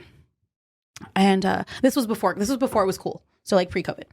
And because now it's like a whole nother thing. Like I'm like, okay, well, are you anti? It's a religion now. Well, now I'm like, well, there's a difference between being anti the COVID vaccine and being an anti-vaxxer. Because some people are just anti the COVID vaccine and not necessarily anti like regular. So she was like anti like vaccine like her children to go to school. She was like hardcore. Okay. And I was like, hey, like, so I'm out of curiosity, like, why? Like, and I wasn't like coming from a place of aggression or anything. I was just like curious because I like to hear why people think different ways, right? Like, and obviously you're the same way because you have this podcast. Yeah. You guys wouldn't have this podcast if you weren't interested in what people think. And so like, and she's like, well, I choose not to talk to it with people that don't agree with me on it. And I was like, well, how convenient to only talk to people that agree with you 100%. like, how are you even going to bounce off any ideas? Yeah, like how are you going to refute like what you're thinking? Right? Yeah. Like it's convenient. Like you don't want any resistance. You don't want any outside thought. You just want to only talk to people that agree with you, which is What do you think that is? Because it's easy. Easy? It's lazy. Lazy? I think it's lazy. I think like... Or they don't have like a good enough explanation in what they really what they believe. Like there's no clear like I don't know, clear reason to believe in what they believe. Yeah, I think that, and I think also I think some people just don't like confrontation. True. Because I can be aggressive, so like I feel like certain people will just like say okay just because they don't want to talk about it anymore. Right. So like I get that, but like so I try to like back up like on certain, like if I feel like if I'm being too, like sometimes I can be like a bit much, like I get that about myself, so like I'll kind of like if I feel like the person's getting intimidated, then I'll kind of back up because I don't want them to feel like they can't talk to me. But sometimes, I mean, it depends what they're saying, because like there's certain topics that I'm just kind of like, let's just not, like the global warming thing. Like I have some friends that are just don't believe in science, and so like we'll start talking about global warming, and like we were talking about it, and like whenever anything comes up about the environment, my first question is, do you believe in global warming? Yes or no? And if the answer is no, then we're not even going to talk about it, because there's no point. Right. Like there's just no point. And then my friend was like, yeah, I do. And then she was talking about stuff. And then like 15 minutes in the conversation, I was like, but so you don't believe in global warming? And she's like, well, and I go, no. I asked you at the beginning, you just wasted 15 minutes of my life. Just like, and then my friend's like a hardcore conspiracy, like conservative person. But like, so we have a rule when we have a group chat. So he'll send videos. I have a few people. I know a few of those kinds of people. So my rule is when he sends us videos in the thread, I will only watch it if the person in the video has at least half their teeth. Half. 16 and a half. Or is that half? How many 32? teeth do you have? How many teeth? There's 32. So They're supposed to be 32. So greater than 16. Alligator facing that way. You know when you're little in your math class? That's my rule. And I think that's fair. That's a fair rule. They have to have half their teeth. I'm going to take that. into consideration. I will watch the video. How much of flat Earth do you believe in? What, flat Earth? Mm-hmm. Do you believe in the flat Earth theory? I don't care. You don't care enough to... I don't care enough. What? Do you think space is like stage 9 on Paramount? At Paramount? Absolutely not. Okay. No, I don't know. I mean, I think there's space. I think it's naive to think that we're the only creatures here. Like, I think that's just not... It's not... I don't feel like scientifically it's possible. Like, I think it's just egocentric, and unless we're like not really here and it's like the Matrix or something. But like... I mean, I think there has to be, but I don't also... Amber's a huge flat earther. Are you a flat earther? Fuck no. I thought we were friends. No. Don't talk to me about global warming. I'm probably more liberal than he is. But my aunt used to make that joke. But hold on, but what does believing in flat earth have to do with being liberal or conservative? I think that's where like... Because she's saying liberals are smart? If you believe the earth is fucking flat, it's stupid. But there can be flat earther, there can be liberals that believe in flat earth. I don't think so, because I think if you're saying that I'll find you one. No. We're going to find one, and we're going to bring him on the podcast. Let me say it. Because if you're saying that the earth isn't flat, I'm not a flat earther, by the way. Wait, if you're saying that the earth isn't round, which is scientifically proven, and there's like hundreds and millions of studies, then you have to not believe in science or in that theory, right? Well, like I was talking to a bartender, and he was telling me, and he was like, I guess he was like, this guy's like, I forget what he went to. What school did whatever school Obama went to, he went to the same school. I think it was Columbia. And he was a rather intelligent guy. He speaks like 10 languages. He was a teacher, but just likes bartend and drink alcohol. So he does it on the side. And he said that like something like 1 in 4 people believe that there's hybrids. Or something like that. And then, or something along that lines, I'm paraphrasing. And then, so he's at the bar and he's talking about it, and he goes, 1 in 4 people? That's insane. And it's him and 3 customers. And he starts talking about it, and one of the customers like, yeah, hybrids, they're totally real. And he goes, that's 1 in 4. But I mean, there's some people that just have some really wild beliefs. And I think like they don't want to talk about it out loud because like you said, they only want to talk to other people that believe in it. But I mean, I've worked with government agencies like on several occasions, like to organize events and stuff. And low key, they're not that smart. Really?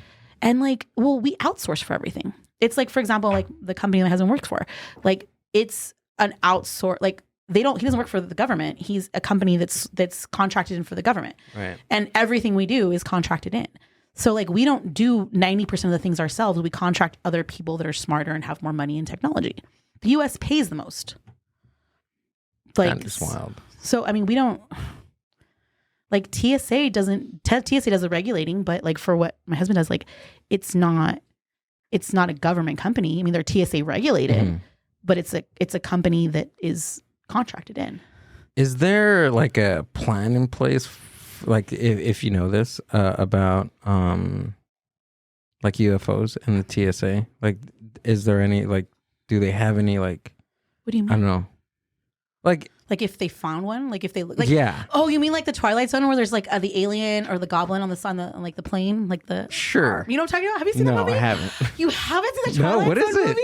There's Wait, the movie? There's a movie where the guy there's like he's like looking out the window and then there's like an alien like a goblin alien guy on the window and he's like flipping out and having like a nervous breakdown. He thinks he's crazy, but he keeps looking out the window and there's like an alien out there.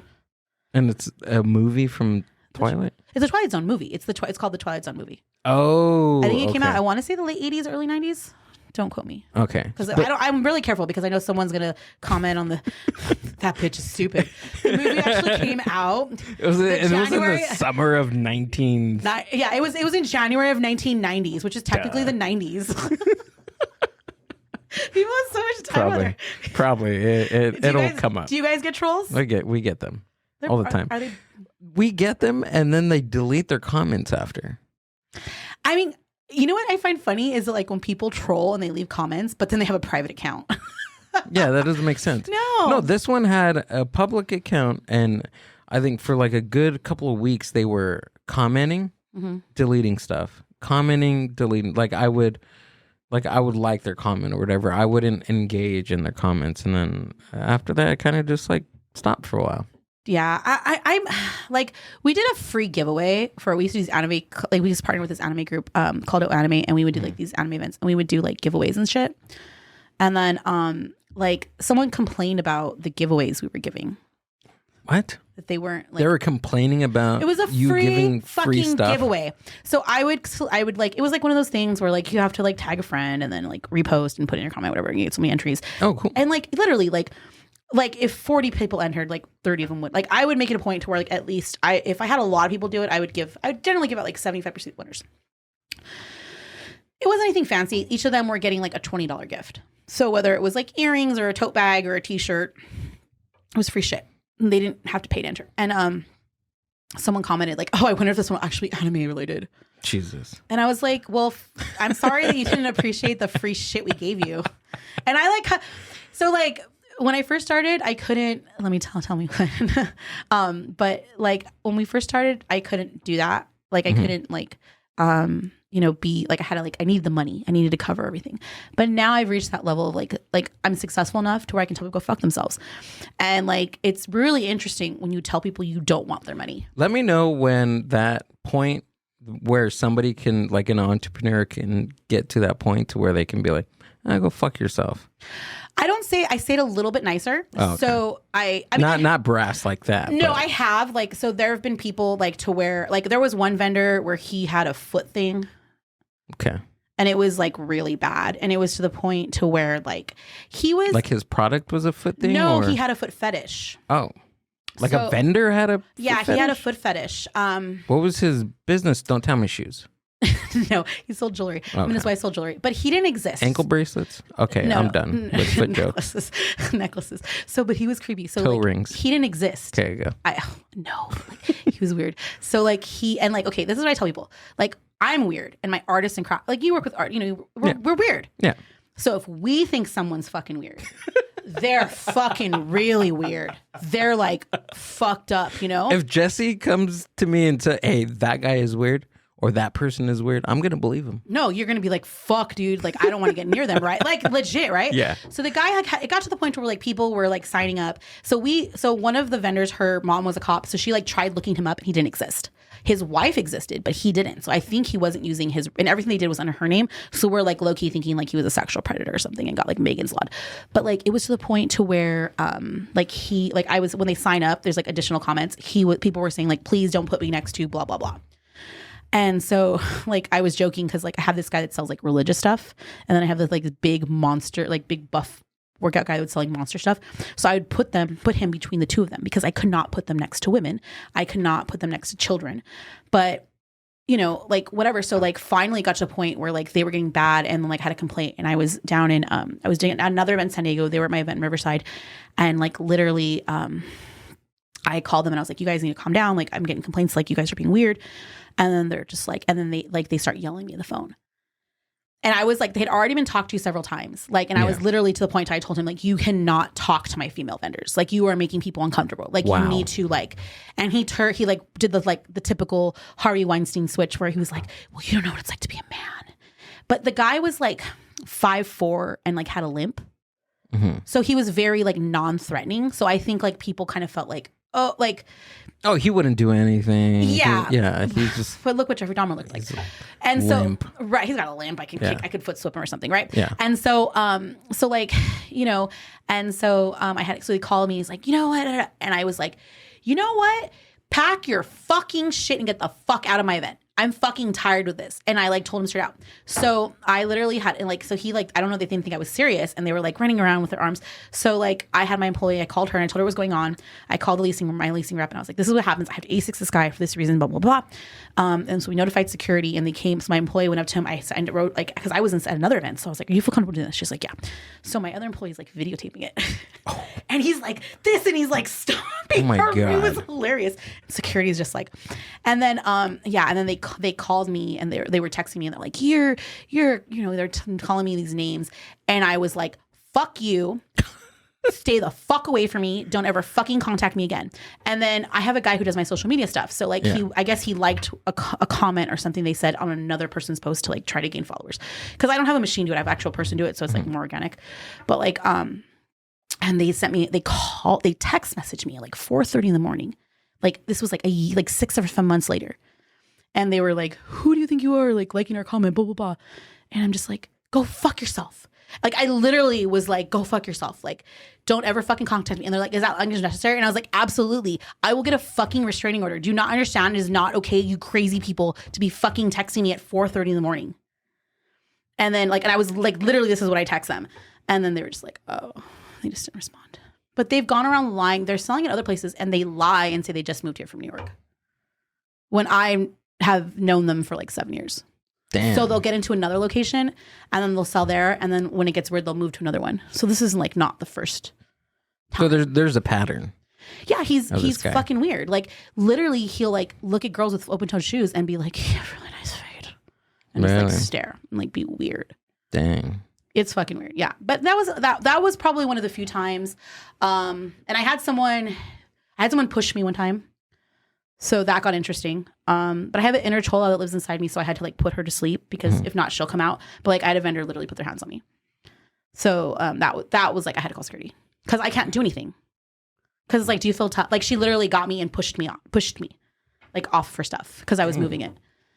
And then she like started and like I have a video and she's like yelling at me and I'm sitting there like this videotaping it. And there's like her hands are in the air and I was like, but other than that, I'm trying to think like I had a federal marshal show up and arrest one of my vendors one time. A federal marshal? Yeah. How do they even find them? So she obviously was doing, I'm guessing, some sort of like white collar crime.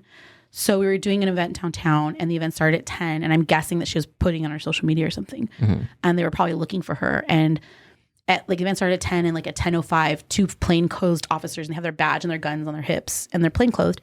They walk directly up to her. They got her and they pull her behind thing. And I kind of walk up. I'm like, hey, this is my event. Like, what's going on? And they're like, please stand back. And I was like, okay. They're like, we're taking her in right now. And I was like, well, and her friend that was with her, I just stepped out. And I was like, well, her friend just stepped out. Like, she has all her stuff here. Like, what am I supposed to do? And they're like, we're arraigning her at 11:30 and then we're flying her back to DC at 1. So what? I mean, that's like white collar though. Yeah. That's not like I didn't pay my child support. Yeah. So that was pretty neat.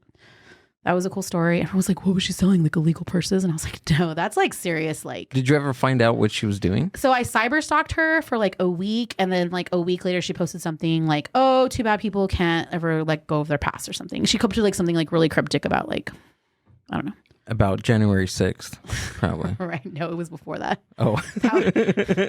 Like those stupid She was there climbing the walls at the insurrection in 2020, ladies and gentlemen. Those interviews where people are like, my name is fucking Betty Sue Smith. And I was not here, and yeah. And I live at blah blah blah, and we're rushing the Capitol. So go ahead. it was wait, hold on. It was the Beach Boys song was their album 2020, Never Learn Not to Love. I think that's what it was. That's cryptic. That was the Charles Manson song. It just came to you? It just came to me right now. At least I'm not the only one who's ADD. 2020. Yeah. No, I'm No, I'm all over the place. What were we gonna say? No, that's funny. No, but I was just saying, no, yeah, but that's cryptic because 2020 was when all that stuff happened. Yeah. Never learn not to love. COVID was wild. Charles Manson. So it wasn't the insurrection that she was at? No, Okay. It was, this was like 8 years ago. Oh, okay. Which was kind of cool. I mean, but I can say people are like, what's the craziest thing that happened? And I'm like, oh, the federal marshal came in and arrested one of my vendors. That's it? We've had fights. It's pretty much. Yeah. Yeah. I think. Yeah, that's pretty like basic stuff like fights or people stealing or I had a Chola threaten to beat me up one time because she was stealing. Oh, well, that's every day for me. I mean, yeah, that was. I work at a coffee shop, and that's like an everyday thing. Oh, for that's me. cool. Yeah. No, it's not. Don't be burning my coffee shop like that. Can you edit that out, please? God, why do you keep putting that poor coffee shop on block? I'm not. It was a joke. You like that was the Are we doing one more? Or are we done? that was a setup. Are we doing one more? Or are we done? Stephanie, thanks for stopping by. I know. Is it that time? Stephanie from the Socal Etsy Guild. Check me out on Eventbrite or Facebook or our website. It was nice talking to you guys. Have a great day. I don't know what else to say. We get. How long do we have? Probably 1 minute and 38 seconds. There we go. Go ahead. I don't know. Yeah. So check us out on Facebook, Instagram. Go to our website. We have events every weekend throughout Southern California. We do events in 5 different counties. This weekend we have Westfield Mission Valley. We have a store at the Shops in Mission Viejo. We're at the Outlets at Orange every Sunday. We also do the gallery at Tyler, 4th weekend. Northridge Fashion Center, 3rd weekend. Plaza Bonita National City, 2nd weekend. Westfield Mission Valley, 1st Saturday. And we have more events we'll be adding. And that's our Instagram. She's showing. Whoa, you do a lot. Yeah, we have currently 6-7 host locations. We usually have, pre-COVID, we had about 15, 20. Damn. Yeah, that's this weekend. Sweet. And all the links to what Stephanie just talked about are going to be down in the show description. And go check them out. Do you still sell stuff from your Etsy? Technically, no. My Etsy's closed, but I sell stuff at my store. But I don't know, my main focus is the events. But that's us. That's where you would sign up on our Eventbrite. SocalEtsyGuild.eventbrite.com. And then you would just go there and sign up right there. It's sweet. Super easy. Really. All the links are down in the show descriptions. I have 3.9 followers. I didn't know that. Ooh. I'm fancy. Dang. I know. Yeah. I didn't know that. Thanks Go for showing. follow. I would have never known. That's the Eventbrite page. I know on Instagram we have a lot, but I was like, oh, I didn't know people followed me on Eventbrite. Well, now you know. I know. Now you know. They were doing reviews for a while and that didn't last. Thanks for listening, guys. Thank you. And watching. Bye. Have a good day. The Mind Buzz.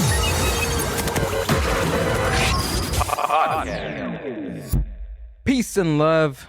See you guys in the next one. Thank you.